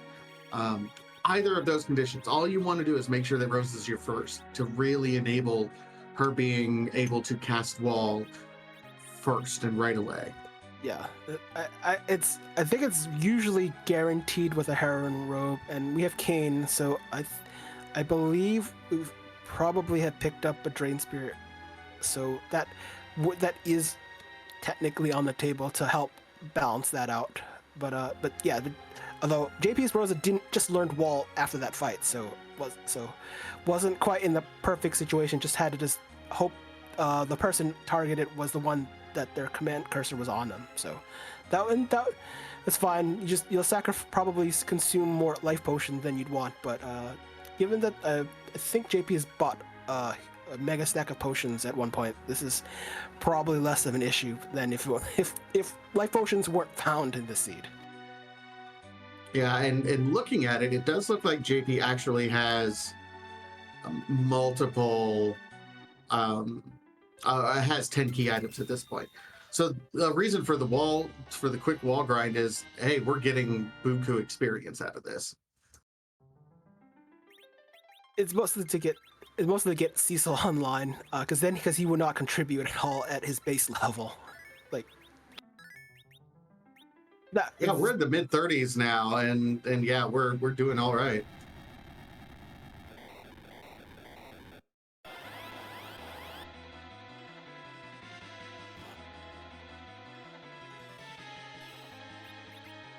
I think Durand I'm not sure. I don't think everyone's on Zerk, but I think both Kane and Yang are probably Zerked. So I assume that's holding up the death count. So that's good, but I don't think the damage, unfortunately, is slow going.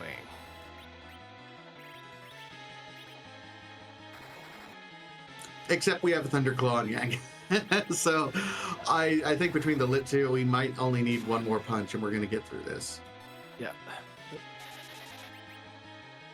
And Odin is extra weak to lightning, so all the more reason to have a Thunderclaw as available as quickly as possible.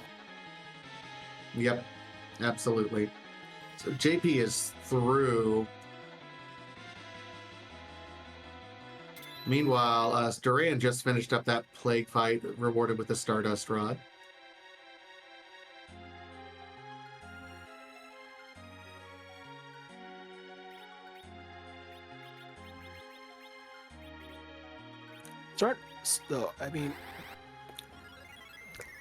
Durand has to stumble onto darkness, so that will be a while because that requires the pan turn in ultimately. JP at this point should just do the to probably retry the Baron Castle basement. I think at this point should be at least reasonably capable of doing it now. Well, that's the question right now is, you're at an hour 29 into this seed. We've seen many, many seeds in this tournament so far that are finished sub 1 hour 20 minutes. So if you're at the 4 objectives complete right now and you're in go mode, all you have to do is do the basement throne and then do the vanilla crystal sword altar. You haven't done a grind yet. The question that you have to ask yourself as a runner is, should I just go ahead and do my grind now, get it out of the way, then come back down or we don't even have to come back down and do it first. We can go up to the crystal sword altar, knock it out, come back down to the blue planet because we have the pass. Hope we get another objective through the altar. I mean, which is reasonable. It is out of the way though. It's not in the main path of the Ribbon Room, Massa, and White Spear altars. So there's plenty of options to go right after doing the Crystal Sword altar. Yeah, and JP did have kind of an interesting setup. He had the wall grind available, or the door grind available, because he was already in that. I think, I don't know, from a personal perspective, I probably would have tried to open a couple more doors. We're facing down doing effectively what's going to be melee strats. We're going to have, 3 melee fighters and Rosa, and Rydia is probably going to be doing a little bit of support however she can. Yep. It's time for the Mac Giant. But now it's time for the Mac Giant grind. Yep.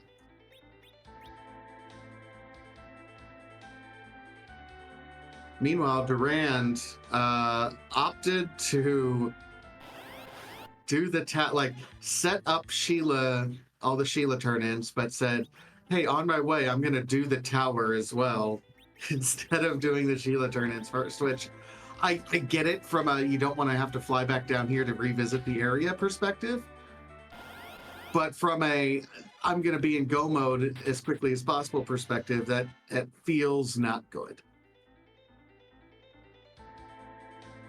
I mean, kind of. Yeah.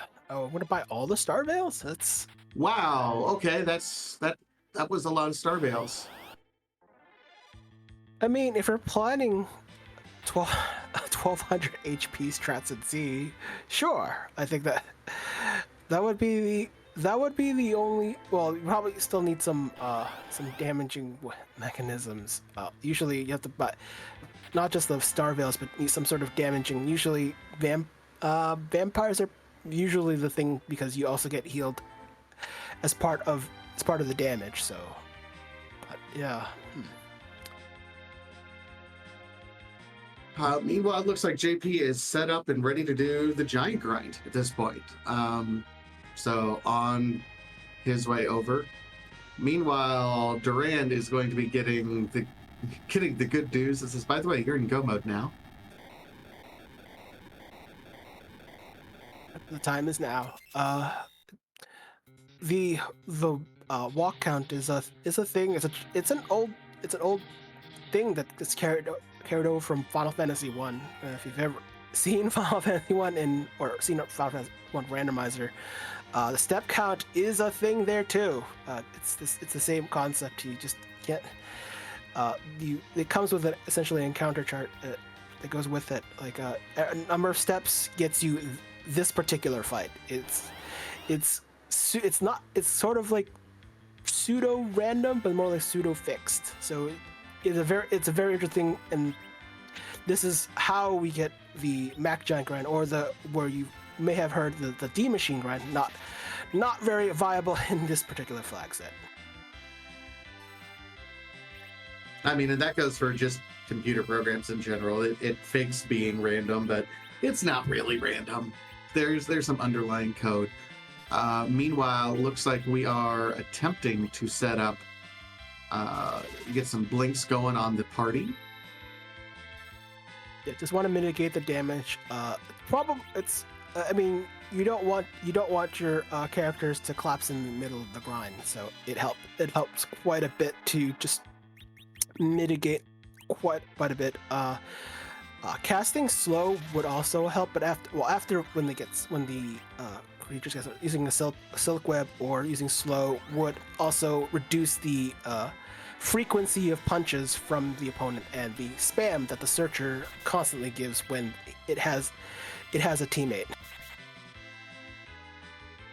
or just by itself.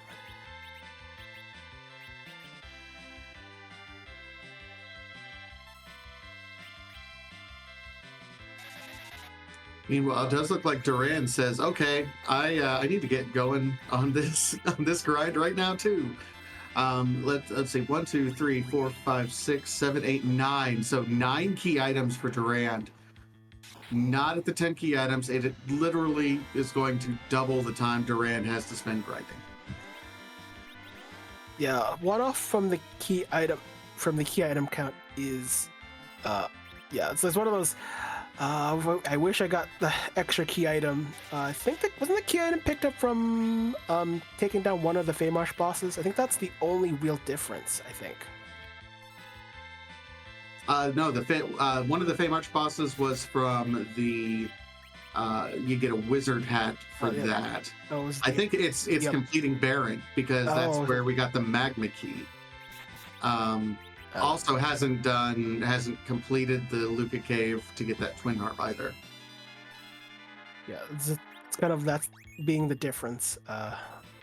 Probably just, I guess, guessing and hoping for the exact encounter, which it's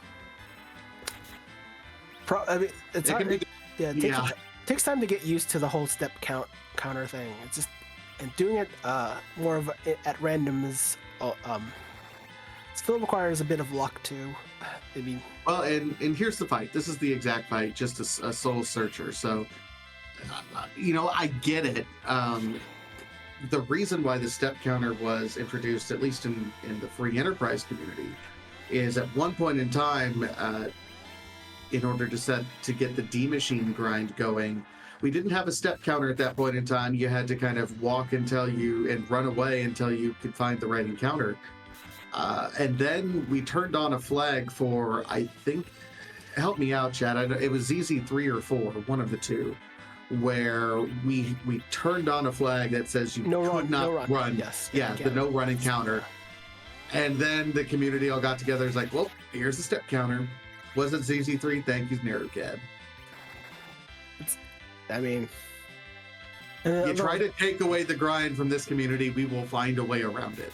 And there's other things that were added tangentially, like completing the giant if you've entered it. Now, it's not in this flag set, but they have been previous flag sets that, like, once you get in the giant, you have to beat up the 2 bosses to get out. So, so it's mostly to kind of dissuade from doing the grind, but it's hard to get away from the grind when it's sometimes the fastest way to victory.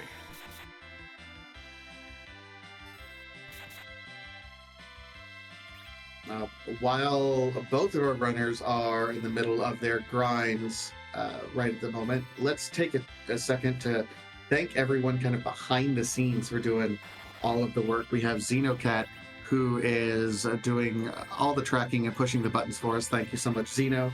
Rydia Caller on the restream. Thank you so much, Rydia, for rolling this fantastic seed. And Deathlike, of course, my co-commentator. If you'd like to help us volunteer and help put on these wonderful shows in the free enterprise community, we are always accepting volunteers. Join us over on the Discord, and I believe the volunteer submission form is in our guides and resources, so you can click on that channel and see the volunteer submission form, or just message any of the restream leads or sages. One of us can get you the form over as well. We'd love to have you, and we can't put on these shows unless we have volunteers, so feel free to jump on in and help us out. It's a whole lot of fun. Yep, quite a bit of fun. And then also, just to be good to be on the Discord, just for other related things regarding this game or the randomizer. Lots of people are willing to help. Look, and just give you tips on how to be better, get better at this game, or at least just learn facets of this game that sometimes just we gloss by it sometimes, but not everyone has played the randomizer or has played this in depth, so it's a thing. No, and you think you know what you're talking about, and then you play the randomizer and you realize how little you know. It really is amazing. I think both Deathlike and I, probably me worse off. We've been nitpicking kind of little things here. It's like, this equipment has bad agility for this thing, or it has bad accuracy for this. Like, you develop that knowledge being in the community and talking to people about this sorts of thing, being in our newbies corner, taking part in our Pink Puff League, which is a beginner league for folks. So it sounds intimidating, and there's lots and lots and lots of information to know and to get better. But this community, I think more so than any other community on the internet, is dedicated to helping each other out through all of that. So come join us. We'd love to have you. And you can also share all the wonderful seeds you've played, or terrible seeds, so everyone else can share in your fun. See, I love that quote, Radia. I have played this game a million times vanilla. I know this game. Welcome, here are the spreadsheets. What?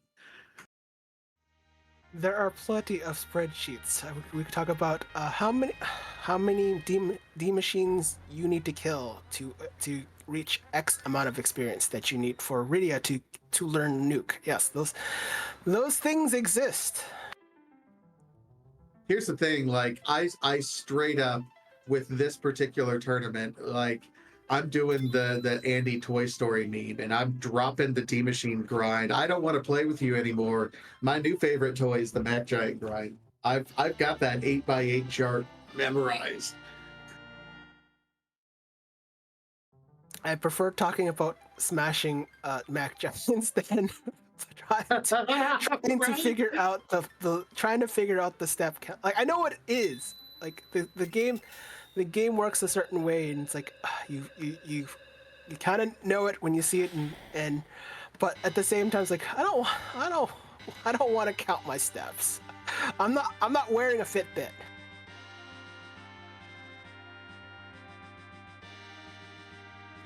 Meanwhile, Deathlike finished his grind. I did see Rydia get to nuke. It was something. It was almost 1 million experience for his very quick grind. So running down, gonna do the Crystal Sword altar. That will be his 5th objective. He will exit out and then do the Baron Castle basement throne for 6th objective. And then right over to the pass. So at 141, well, 142 at this point, we are getting close to the end. Meanwhile, Durand is also on the grind, went into the grind at lower level, and will have to do double the grind as well just to get the experience necessary. And Durand's edge is not doing much damage at all. What claw is in use there? Is it Edge even using a charm or thunder claw? That's the bigger question. Look, that looks like a couple cat claws. Yeah, that is the thing about Edge and claws is if you are using a second claw and Edge, something has gone wrong in your seat. You have not picked up any Hanzo steel. Well, and Durand is the one who did all the extra looting too. Look, there are seeds that will be plenty of all the agility boosting equipment, and then there'll be seeds where you get nothing. And we have vanilla at vanilla, except it's Witchfern, which did something cute today.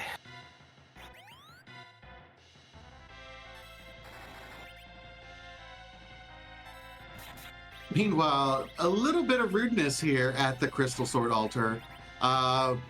Venom Vern, from the looks of it, everyone got venomed. Well, in its vanilla spot.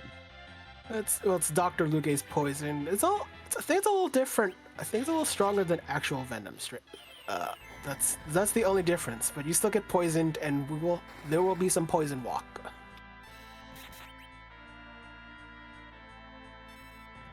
I don't know. See, this is where we call, and hey, okay, we're getting Titan. I love it. If that's not gonna kill it, that's be a problem, because it actually does give full blarg if you don't kill it.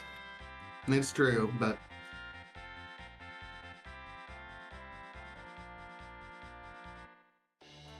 and we get the pink tail. So definitely turn that in. Definitely turn that in. Gamble for the Crystal Sword. I don't think so. Oh wait, do we? I think you exit out right now. JP, you have Cecil exit. I think maybe to get more XP. That's the only thing you probably do. Ribbon room for more XP is the only thing I can think of off the top of my head. Why we just did the grind? We have there is zero reason to do it. I don't know. I don't know. Maybe we've thought we got done more objectives than we have. I don't know at this point. Well, I don't think we got the crystal from the Crystal Sword altar, so I think we're still at the 5 objectives.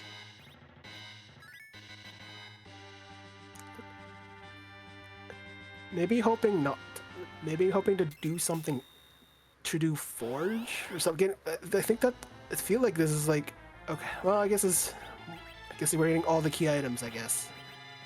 Yeah, this is an opening that Durand needs to come back. Even though there's no objectives completed on Durand's side, it's just a matter of getting the levels and going at that point in time, because we will be able to just crush it. Yeah, and as Riddick Collar points out, there's a Val, there's kind of a nasty Vivala's in Baron Basement. Although this party with levels should be able to get through it with no problems whatsoever. Maybe just still trying to avoid it. Maybe hoping to spike a lucky Sand Ruby or Legend Sword so that we can just completely bypass it. I mean, the only character that Val slows down is really Rydia. Like that's about it, and you have Kane for that. You just have to wait for Kane to land, and Rydia can just start nuking away. So it'd be interesting to ask the thinking. Probably I guess it's trying to avoid it because there's at least the opportunity for the key items is the only reason to be here, and maybe hoping to spike a crystal sword from that would be the only thing to be looking for at best.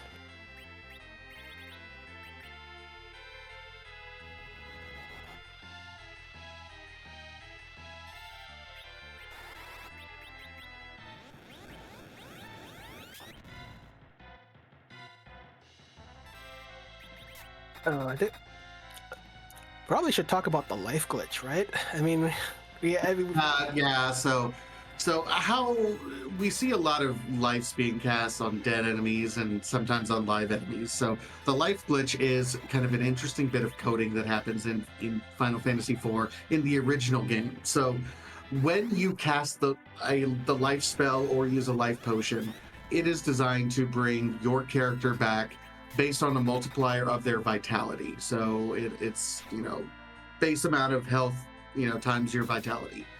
The problem is enemies have 0 vitality. So what ends up happening is when you can't target a dead enemy who's already dead, you can only target their kind of crumbling, going away. So what you end up doing is, target an enemy with the life spell or a life potion on your way out the door. There's the Sand Ruby, by the way.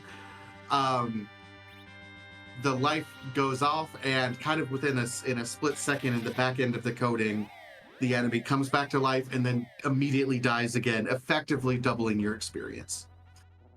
It's a free kill, free extra kill. That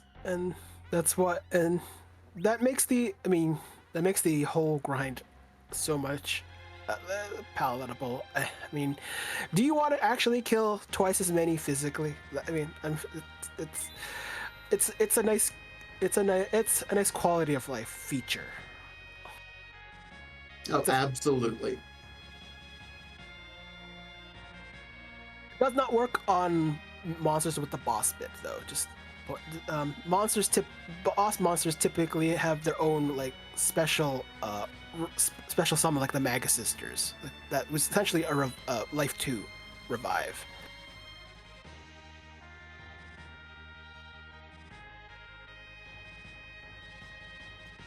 So this is going to be interesting because JP did already burn the village mist down with the package. So we're going to have to go through a minor cutscene here. I might have just done Val.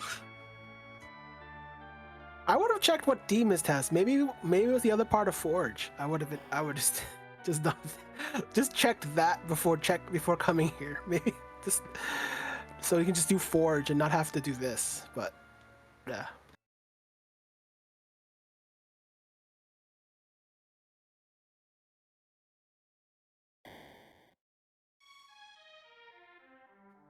JP has 5 of 6 done. So this would be 6 of 6 and has access to the 7th as well. Yeah. Ironically, the worst thing that showed up would have been Alt Gauntlet here. I don't think we've seen Alt Gauntlet this seed. If it would have been Alt Gauntlet. Oh, it would have been, take that. You thought you were saving time. We're going to waste it all. I mean, I love second grind when you're actually looking for it. This isn't one of them though.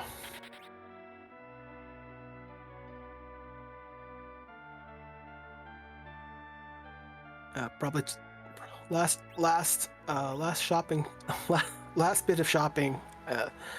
Don't think have we seen Cure 3 potions this seed? I feel Yeah, we have, because I think JP bought, yeah, has a full stack of them. Yeah, that's it probably worth at least having cured 3 potions around. Yeah, with only one black mage, this is predominantly going to be a melee party at this point.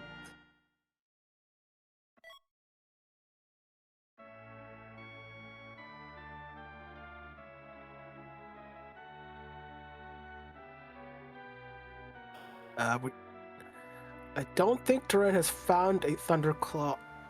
Still has the Charm Claws for the for the uh, for the Mac Giant grind, but not shopped for a Thunderclaw. I think it was.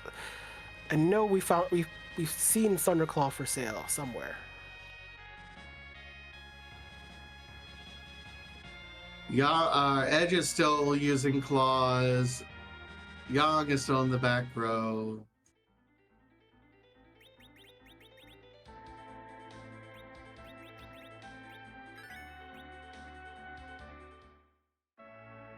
I almost thought Yang was going to Oof. survive that. Oh, but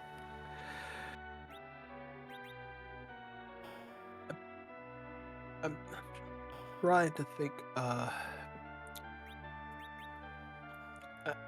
If there were silk webs in the sea, it could help, but could help slow down the whole sequence quite a bit. I think the issue that's coming in is there's an assumption on Durand's side that if you have a slow agility anchor, it will slow the boss down. And that is an oversimplification of how agility anchoring works. You cannot just put a slow weapon on your anchor and think it's going to slow everything down, because in cases like this, it's going to speed up the boss. And that's exactly what we're running into. We're not getting hardly like one round of turns before we're getting a full Odin cast. Meanwhile, over on JP's side, Z flags, lots of sprites. Whose butt? Is that a good summary? Yeah, I mean, but I like to ask the other questions, like, does it even have a butt? Because we try to kick Z's butt, but does Z have a butt this time around? And it's sometimes there are no butts to be kicked. You just have to kick something, I guess.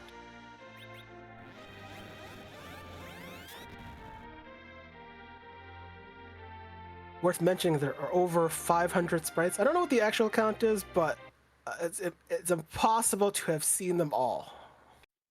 Every time I quote a number, people tell me I'm wrong, so I'm going to stop. It's hundreds and hundreds of sprites.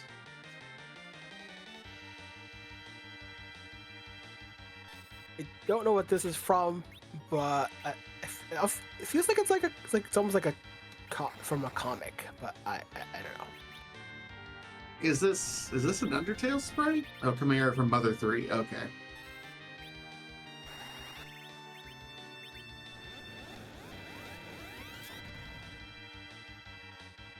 Meanwhile, that is an incredibly healthy Iridia there. Almost 2,000 HP. Hey, we're getting a counter nuke. Cecil will eat that. Yeah, he can tank. That's and Yang and when you have a Z save HP, it does feel good every so often.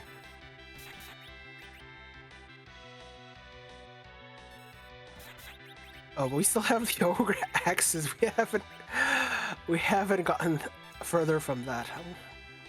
I mean, I'm happy with an ogre axe personally. We'll make do. I would probably consider doing more hybrid strats. Just get Yang or high HP character with a Star Veil. Start reflecting some white and nuke, and then let the others contribute as zerked as possible. And then hope for the best, and hope it's fast enough so that Z doesn't get many big bangs off. Well, and we're doing some direct cast nukes in order to try to nerf the big bangs. as well. If you cast any sort of spell directly after the shake, you can kind of manipulate his magic. I don't know exactly how it ends up working, but you want to cast your spell. Like ideally, you have some zerkers to clog the buffer. So basically, they'll hit, but you cast the spell behind it, and you usually get the nerf off. And it's very important. Yes, you'll take the instant nuke, but that's better than a full big bang to everyone.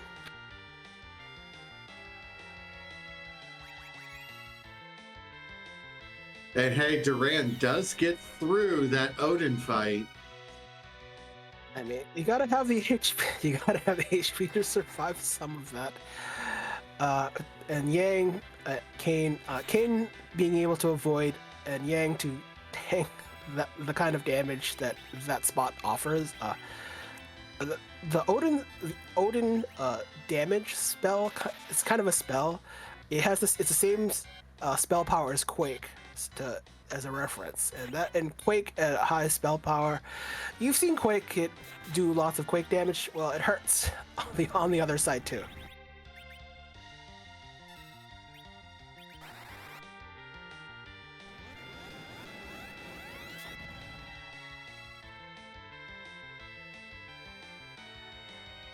Well, Durand, now complete with the sealed cave objective. I think that's the first objective done, yeah. But easily is going to be able to do. Hasn't even set foot in the Fame Arch yet, by the way. Yeah, I say.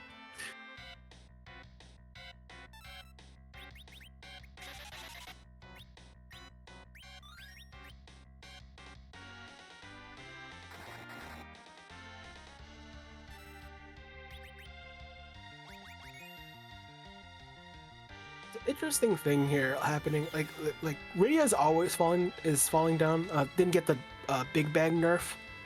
And she and Rosa technically have the most potential to do damage. Rosa probably a little more risky because you actually want her on healing duty, emergency healing duty as much as possible. But Rydia having the nuke would be more or less as fast as the three Zerkers dealing damage. So it's kind of interesting. You might as probably it's fine if Rydia takes a nap. It's not like she's been having that much luck tanking those big bangs this seed.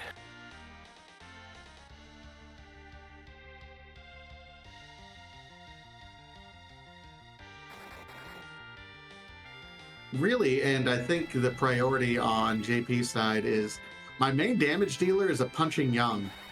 So if Rydia's not casting nukes, so Young's going to be the one like that we prioritize zerking up. Yeah, that's why I say like when I said when gets his levels, he's better than a Kane. Well, technically he's better than a Cecil because as said earlier, because of the Holy Swords not being as accessible, he's essentially a Kane in offense, and that and in this situation isn't exactly a positive. So just needs to be alive. Just let Yang do as much as he can just to Zerk to slow Z down a little bit. Feels like we're getting close to here we are in rocks.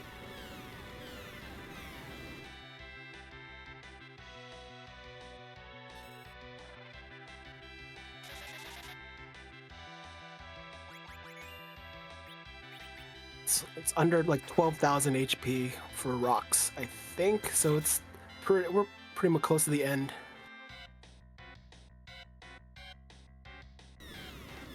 Meanwhile, Durand gets through that King Queen Eblin fight.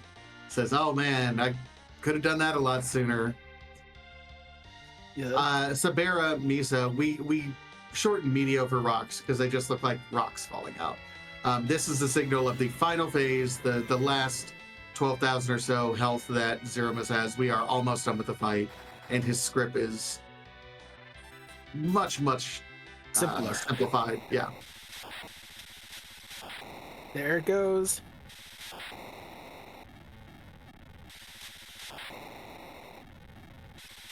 GG's to Durand. Does complete the seed. Looks like it's just over the 2-hour mark. So bit of a slog, but we ended up quite healthy. It was a little bit rough going for both of the runners. Bigan going 4-0, Golbez showing up in the back attack spot on Ordeals. Not a free seed by any stretch of the imagination.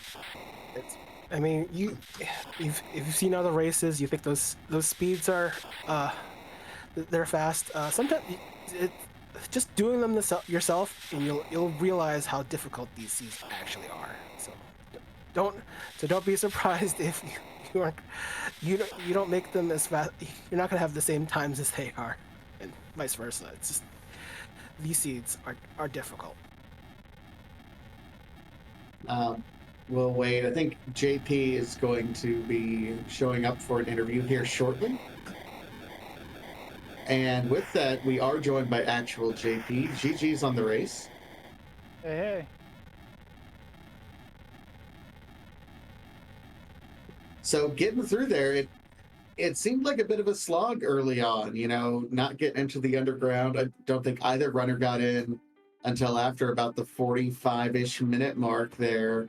You had the Dark Knight Cecil that acted a little bit as a gatekeeper. What you saw that really early though, because as soon as you saw the hook, you went and got the character. Is that why you tried to focus on levels and getting prepared, or what was the story there? So to get underground, I knew I would need some HP to like tank the 3 waves. So I probably should have leveled somewhere else, but once I found a couple of eggs, I got pretty lucky with Yang to survive with 20 HP as well. So I mean, there's not much more to it than good RNG. I mean, look at the Bigan fight in the Baron Inn. Took me 3 tries to get there, and when I finally got some good hits going. Yeah, I think Bigan at that spot is pretty devastating. So no shame in not wiping there. There's so many configurations that can be nasty in that spot. It's like the spot that you don't want to be too surprised about, but still can be. Yeah, he super punched you there, and I just I kept going. So I'm like, you know what? If he hits the right people, I'm in good shape. So let's try one more time, and then that was the one. Yeah, Bigan actually had a winning record on stream tonight. I think there were you wiped twice, and then Durand wiped twice. So Bigan started 4-0 into the scene before you guys got through. Damn, Bigan's qualifying for the tables at this point.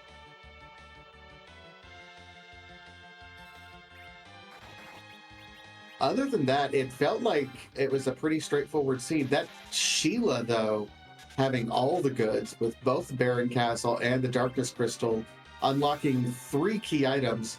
I guess that is a question there at the end. You had go mode after, for quite a while. We figured you were shopping for trying to get key items before your grind, but what was the story behind doing the ribbon room when you could have gone back down to do the Baron Castle basement?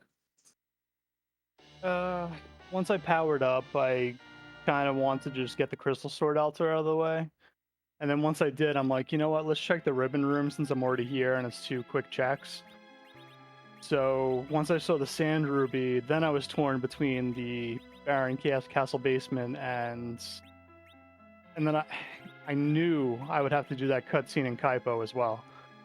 But I figured that and the sand ruby would be a tiny bit faster.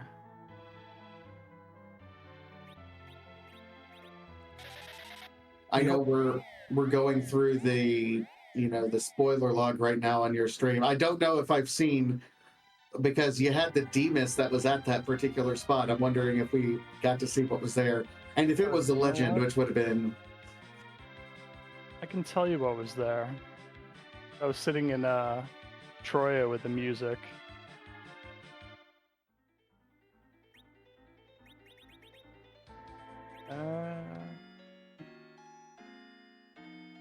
Oh, legend was in Cave Valley according to Dekar. So that's where the last key item really, because we knew where 7 of 8 of everything was. Just looking for that legend sword.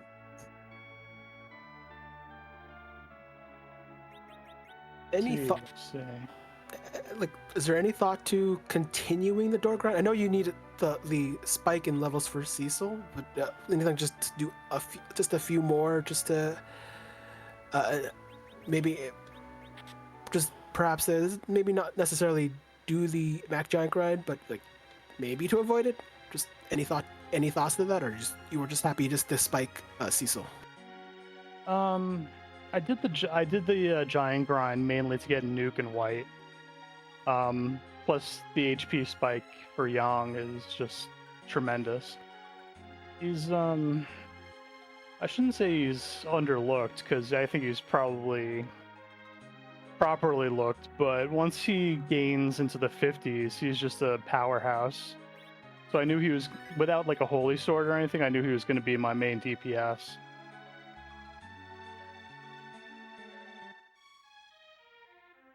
Yeah, and I think you yeeted the edge, or didn't consider the edge because you probably did not find any worthwhile Hanzo steel. No, I thought about keeping him just a dart spoon, but beyond that, nah, there was really no reason to keep him. Oh, and a side note, if I kept Eddie early on, I probably could have gotten through that Dark Knight Cecil a lot faster too.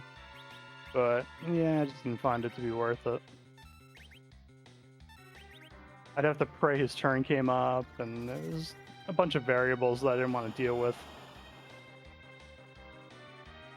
Was Castle Eblin considered in any event? Not if it's not for the looting, just for the XP, because you'd have a more I would consider more controlled small grind before doing the grind that you eventually did in the Tower of Babel. Well, I'm not gonna sugarcoat it. It probably would have been a better idea. I definitely should have done that. I did consider it when I was going down there, but when I went to Babel, I'm like, yeah, I mean, I think there's a marionette or something down there that I can just kind of kill the thing it summons, but I never found any, and then I just relied on some random eggs with like green dragons and lamias in there. So I think the monster you're talking about, probably you wanted to be the next door, like in the save room on the next room, or the same room as the King Queen Eblin and Rubicant spot. Those two spots would actually spike you that particular monster you're talking about. Yeah. I don't know the monster tables for every room, but unfortunately. So Pinktail had a crystal sword, so that would have made the a little easier. Yeah, I mean that's what it almost is in this way. That's typically when you have no adamants, it's a crystal sword until it's not. And then Viridia's mom had Rat Tail into a ribbon. That you could have skipped. Yeah, that's whatever.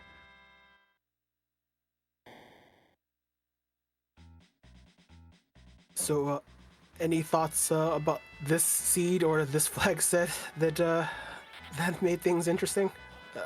The early going was a little rough.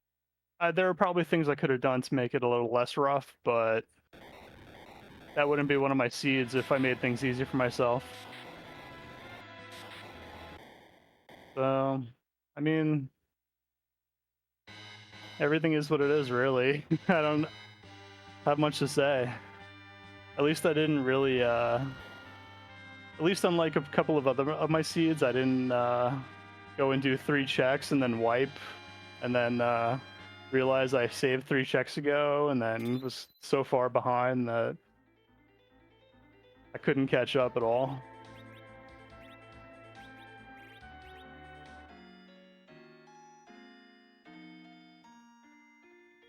Well, that wasn't necessarily the case. You certainly, were ran the seed. You just kind of put one foot in front of the other. Didn't look like you overlooted anymore. Just kind of ran your race and called it good. Yeah, I mean, you can get by with the bare minimum. Anything you get, like endgame wise, is kind of gravy, but as long as you take things kind of carefully, you can complete the seeds. But to get to the next level, you kind of just need to be able to take it that one step further, where you're challenging bosses that you think are out of your ken at like 10 levels lower.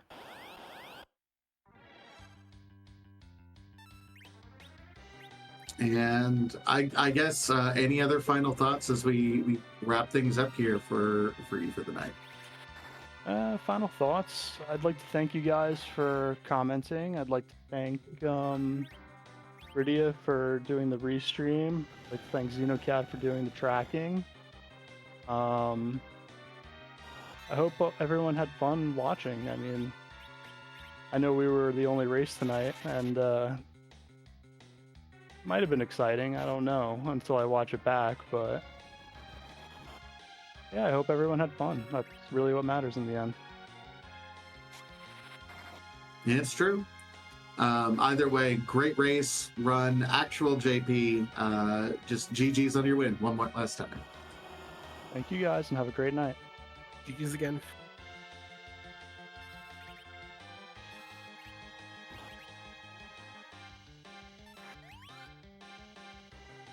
Durand now working her way through the last few objectives. Still hasn't burned the village mist down, but that'll be like I mentioned earlier, kind of the last thing that I think we end up doing. Has completed the Silt Cave, has liberated Baron Castle. This is the Baron basement right now, which should go fairly quickly. That being said, we also haven't done the Crystal Sword Altar. We do have the pass, so it'll be interesting to see kind of which order of operations we're going to end up doing, either the Crystal Sword Altar or getting the doing the mist package. I think at this point we're probably going to do the mist package, go up to the moon, and then just stay up on the moon. Yeah, that sounds like a plan. I think Val is a very usually very tough boss to get out around, and I actually love using Kain as the kind of the safety net, just in case you have a party full of mages, you want to cast virus or nuke or whatever. Kain is a great safety net for a Val fight. I don't think it was in this instance with the levels probably unnecessary. Just though unleashing Rydia is always a good thing in my view.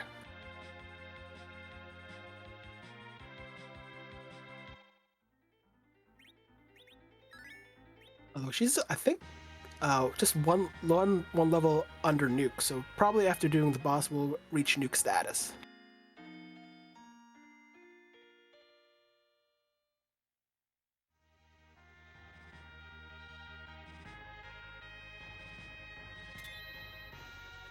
Yep. So we are going to the moon, and I know we have completed that basement throne. We saw the crumple.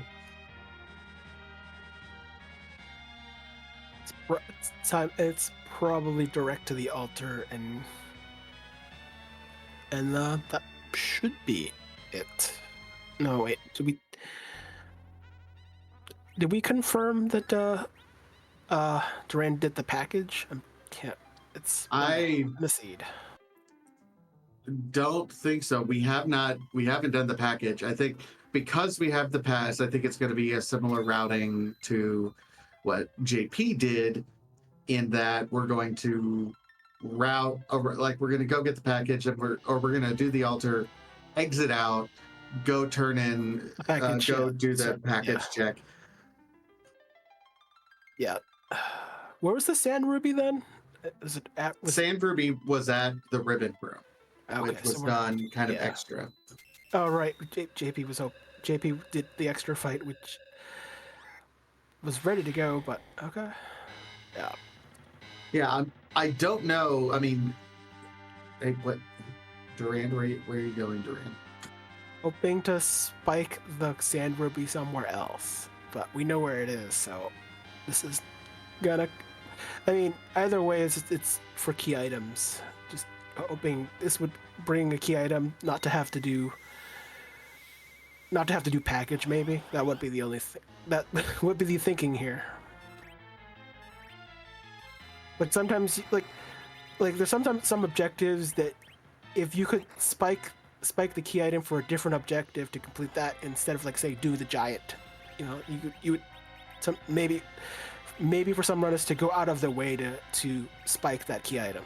Like I got, and I think I've done it once. It's not very but it's like it has to work out a certain way though. Yeah, this is. So a few things to keep in mind here, Durand, and I hope you go back and watch through this. Some of the things that slowed you down in this particular seed. One, claws don't go on Yang if you could possibly avoid it. Hey, he have the full moon on him right now, which is good. But unless you're hitting elemental weaknesses, Yang can go in the back row after he's been back row glitched, which the full moon does do, which is fine. Yang should probably never be in the back row because you can't punch from the back row. Charm Claw's generally bad.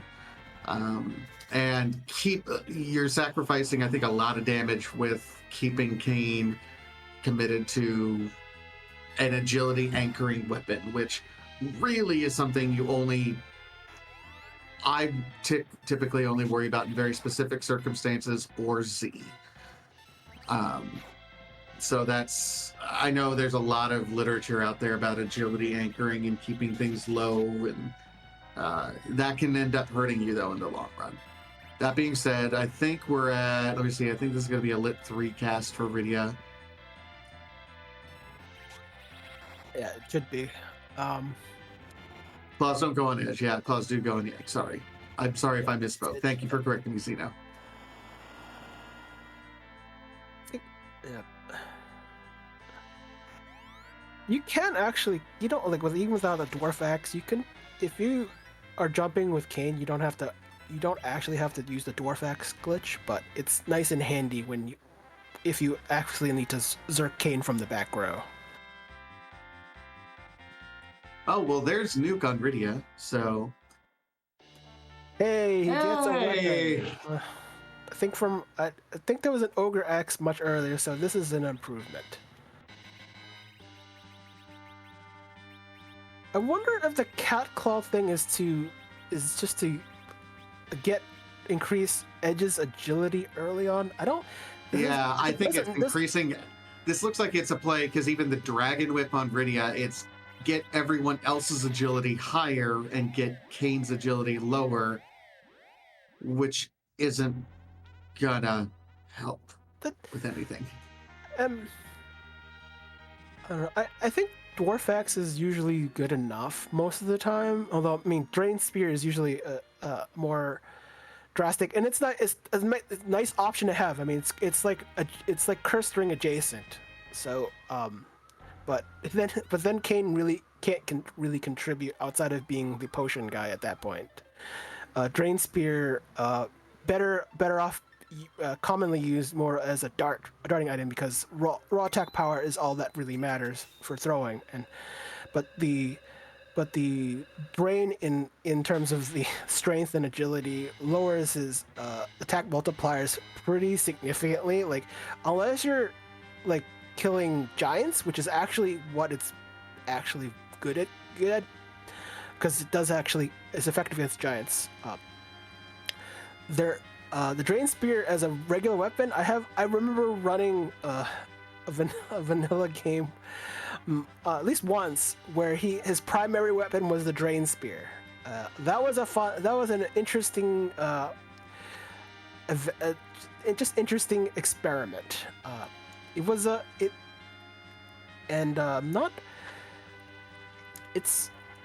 Let's just say it's fun when it works, but most of the time it's terrible, and best used on the certain situations where it makes the most sense, and most of the time it's not.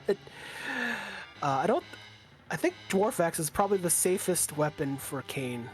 To at least let him contribute, even though the Dwarf Axe, I don't, again, not a really good endgame weapon, but at least solid. At least it's like it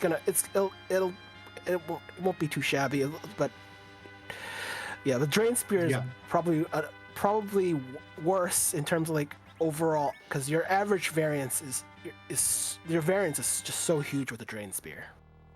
Yeah, like, but the general point is only do that when you have to manipulate agility because things are too fast or too slow or things like that. Like, don't just equip the weapon with that hits the hardest. Yeah, otherwise you're just leaving damage on the table. Yeah, the necessity. It's more of the necessity clause. It does right.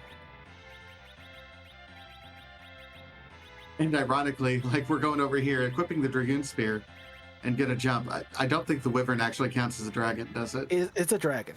It is actually a dragon. Wyvern is a dragon. Okay, then Bahamut is not. Yes. Yes. Okay. This mysterious race classification system, and yes, you do get Blarked back if you use a summon. That's why it's best to avoid using it. A direct nuke would actually be better before it gets the wall off, or when it gets to the wall, use Quake, because Rydia does have the levels with those spells. So don't want to use Blarg or don't use just literally any summon.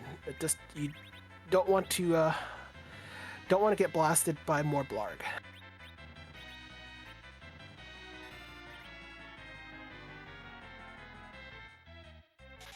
You will. Looks like casting Wall on Yang so we can try to reflect some nukes. I mean, oh boy. I thought we bought. Didn't Durand buy a stack of Star Veils? Many, some part of the seed. I'm pretty sure there was a large stack that could have been just used so we could reflect all the Blargs. Yeah, I believe that was a stack of 35. And we didn't use a single one. We physically cast a wall on someone. I think there's a number you buy. I don't know what the number is. I know everyone has a number that was asked on the Discord, which some of you should join. But I like buying 5. The number's 5. I think it works out on average. But that's about where I'm at. Yeah. If I have money, I just buy a stack of 10 and be done with it. But 5 is like the number, because you never know when you'll need it. Like, especially like if you fight Bahamut, but you can't damage him quick enough. You're expecting the Blarg to happen. Those Starville consumption can be pretty dramatic depending on a seed. Just so, and it's just nice and handy. Like Golbez, and a number of others where Star Veils are just a godsend. Like even Jura is a good place to use it if you don't want to do the life lock. And here we have again another check in the ribbon room when we're in go mode. Actually, probably hasn't received the crystal yet, so. Yeah, but we have the package that we haven't burned. Yeah. I'm thinking I think it's probably just hoping to spike a crystal sword, but we know it's not here. It's the pink tail turning. Hopefully that. But we don't even have a Cecil in this. That is true. That is also true. It's like, I don't know. I just was like, hey, is there a crystal sword? Okay. Second, is there a Cecil? And sometimes, of course, we do know the Cecil is in this seed. I don't remember. Where did we find the Cecil in the seed? Is it Baron Castle or something? Yeah, else? Baron Castle. Yeah, we got Cecil out of Baron Castle. Yeah, and sometimes it can be like a little daunting. Like to pick up a character that late and then try to get a second grind on a character. So that can be understandable though as well. Yeah, I'm going to go out on a limb and presume that we forgot about the package. This might be a case where someone is trying, and different runners have different setups. There's people who use trackers. I would have to go and see what her streaming setup shows, if there's actually a package checked off on her personal tracker or not. And that's happened to the very best of us, even where we misclick something on our tracker and then we forget about it and don't know that we're in go mode. Like I personally don't use a tracker, so I use the in-game tracker.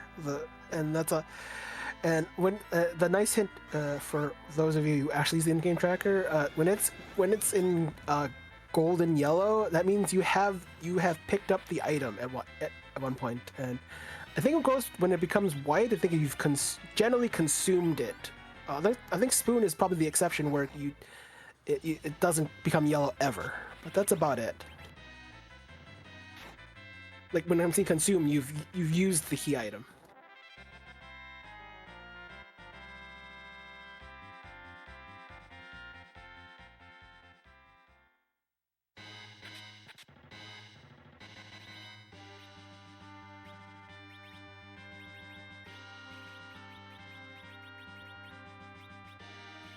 Immediately equipping that power shirt. Who did we give it to? Looks like we gave it to Yang. Those levels, I think he's strength capped at this. Most likely strength capped. And when you get to Yang in the level 50s, which is kind of where he just his starting sweet spot. His strength is nearly capped, and when you have all the strength boosting equipment, it's like you're already at 99. It's happened to me every so often.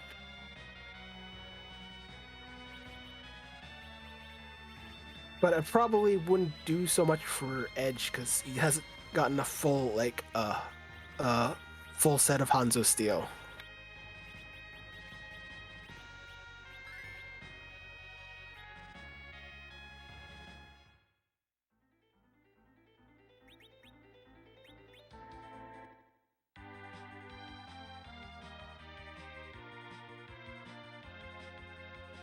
All right, and now just looks like resting up and then swapping out. And yeah, immediately going to turn in that Sand Ruby. I mean, this is a little bit shorter of a cutscene, so I fully get it.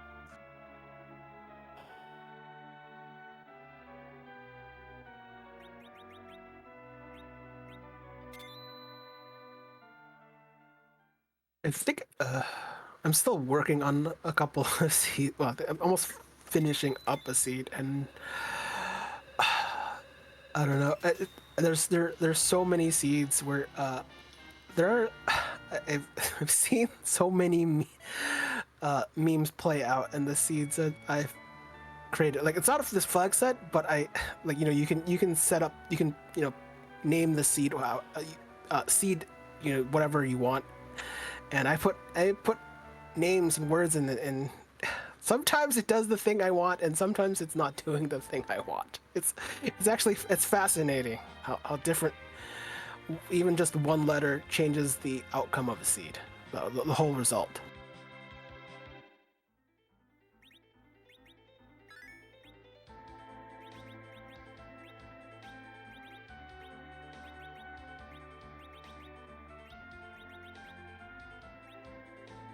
All right. Looks like was checking everyone's agility right there. Seems okay. The agility, I mean, the spellcasters are always going to be slower than Kane, even with the Drain Spear. Just even with the like, I mean, usually you don't have too much in the way of putting together the party. Like, if maybe you got maybe a crystal rings or ninja hats, that would probably change some of the math. But I mean, like, you could definitely get like an Edward be faster than Kane with a Drain Spear. So, and the mages probably the only accessible equipment would be the crystal rings. Maybe an Artemis bow would have gotten there, but I don't think any of those were picked up in the seed. No.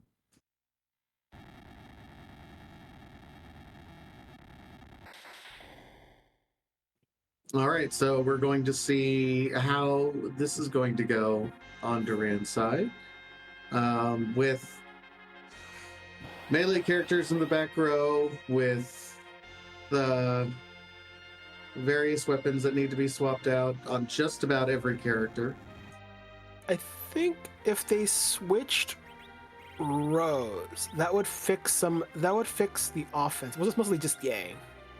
I think, and Kane has already been backward glitched from the Dwarf Axe, so that would probably just fix the damage. But other than that, who are we wanting to use the crystal with, though? It seems. Oh, okay, just wants to get the swap off. I see. Yeah, literally getting the swap off on everyone first before using the crystal. And looks like it's going to be Rosa who's set up to use the crystal then. Interesting. Well, I guess she's the... No, I think Rydia is the slowest of this party. Because Rosa has gained slightly more levels, therefore gets more agility. It's not... But Rydia gains more... Dragon Whip. Rydia started the... Oh, I see. Okay.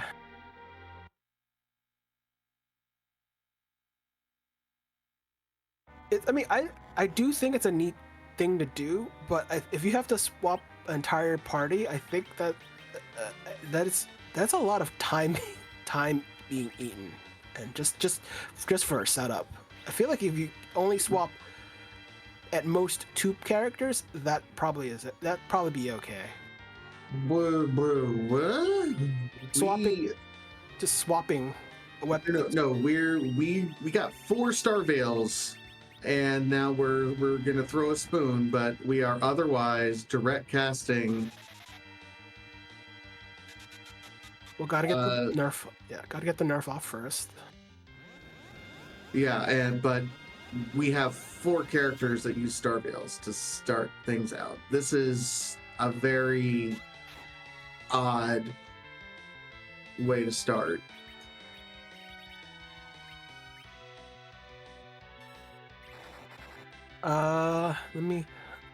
I'm thinking to just make sure that the nukes get reflected off of most of them. I don't know who didn't get the reflect. Oh, that clearly was Rosa. But though she might die from this, I mean, not likely, but there's a worst case scenario where that she gets the full Big Bang treatment.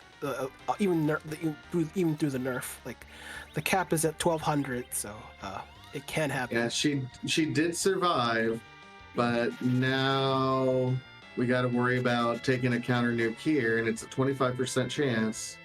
If you're doing the multi-ball, why don't you can just bounce off a slow, and it will just apply a slow 5 times. Although 2 of them is only what was necessary to slow down Z.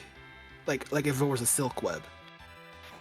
Like you can stack 2 slow effects with 2 walls in the same turn. It's kind of cool if you can do it. The only time you actually would ever do it would be an evil mask fight in the gauntlet.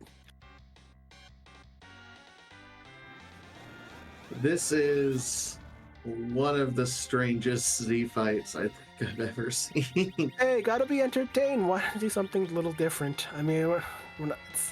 At this point, it's gotta do something interesting.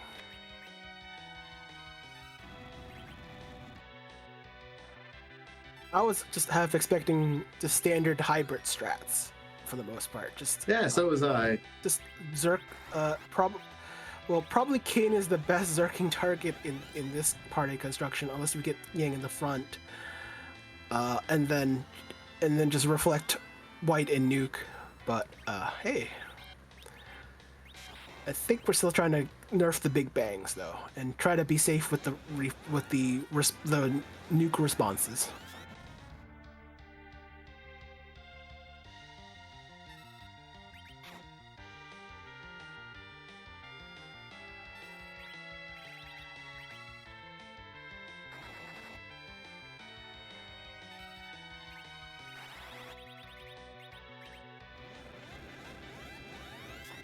All right, so we're certainly dishing out the damage right at the moment. Yeah, this isn't a problem. It's not as well. I mean, given the weapons, it probably can't get that much faster. It's not. It's Between the weapons and the party setup right now, yeah.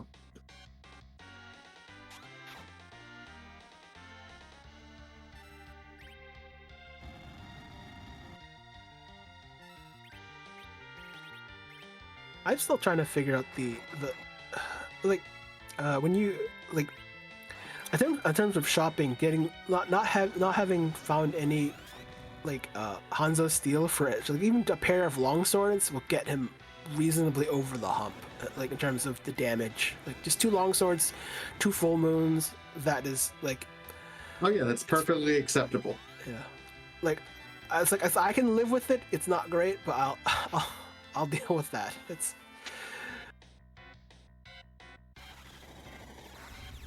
And here comes another big bang. I don't know if this one actually gets nerfed or not. No, it did not. See quad damage, so it's definitely generally not. Yeah.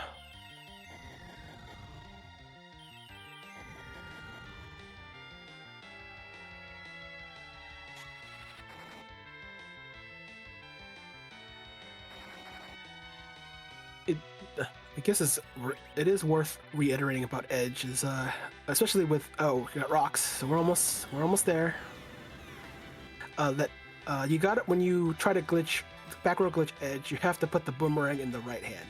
So that also includes Omnidex when it comes to back row glitching.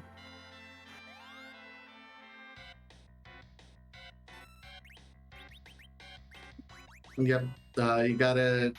If they are if they can legitimately equip or do anything in terms of equipping things in both hands, you got to put it in the right hand. But that looks like that jump did finish things off. Congrats to Durand. Does finish things off about 2 hours and 38-ish minutes, 2:38:26. GG's to Durand. GG's for completing the seed in a very different fashion. Yeah, I mean, and this is one of those instances where it's tough to complete a seed when you've seen your opponent complete it, 40 minutes ago. So just finishing out the seed and going ahead and completing it, hats off to you for doing that, because not everyone in the tournament does it. Heck, sometimes I don't even do it, because if I've already solved the puzzle and I know I'm that far behind and I see it not done, I call it good. But GG's on sticking it out, because every little bit of practice helps, for sure. It happens. You are a lot like we're allowed to I think we're required to have at least one person finish. So it's fine if the other person forfeits. There's time. People's time. We don't want to waste people's time, and this is what they choose to do. Yeah, and on that note, Durand did decline an interview, which is perfectly fine. So we are going to go ahead and wrap it up here on Free Enterprise. One last shout out, of course, to all of our folks behind the scenes. We have Rydia Collar doing the restream. We have Xenocat on tracking, my co-commentator Deathlike. Just a reminder, make sure to go ahead and join us over on the Discord. Again, we're still looking for volunteers. Go ahead and sign up if you are interested. I think we're going to send everyone over to Free Enterprise 2, where we have an ongoing race tonight. I believe that is Tall Grant versus John Burkhead, or was that last night? I need to double check. There's a match. There's a match. Oh, it's Idvin versus Tybalt is going on over on Free Enterprise 2 right now. So that's where we're going to send everyone over. Remember to keep the results of this race secret. Do not spoil it. from all of us here at the Free Enterprise community, we're going to wrap it up. Go ahead and have a great rest of the night. We'll see you guys at the next race.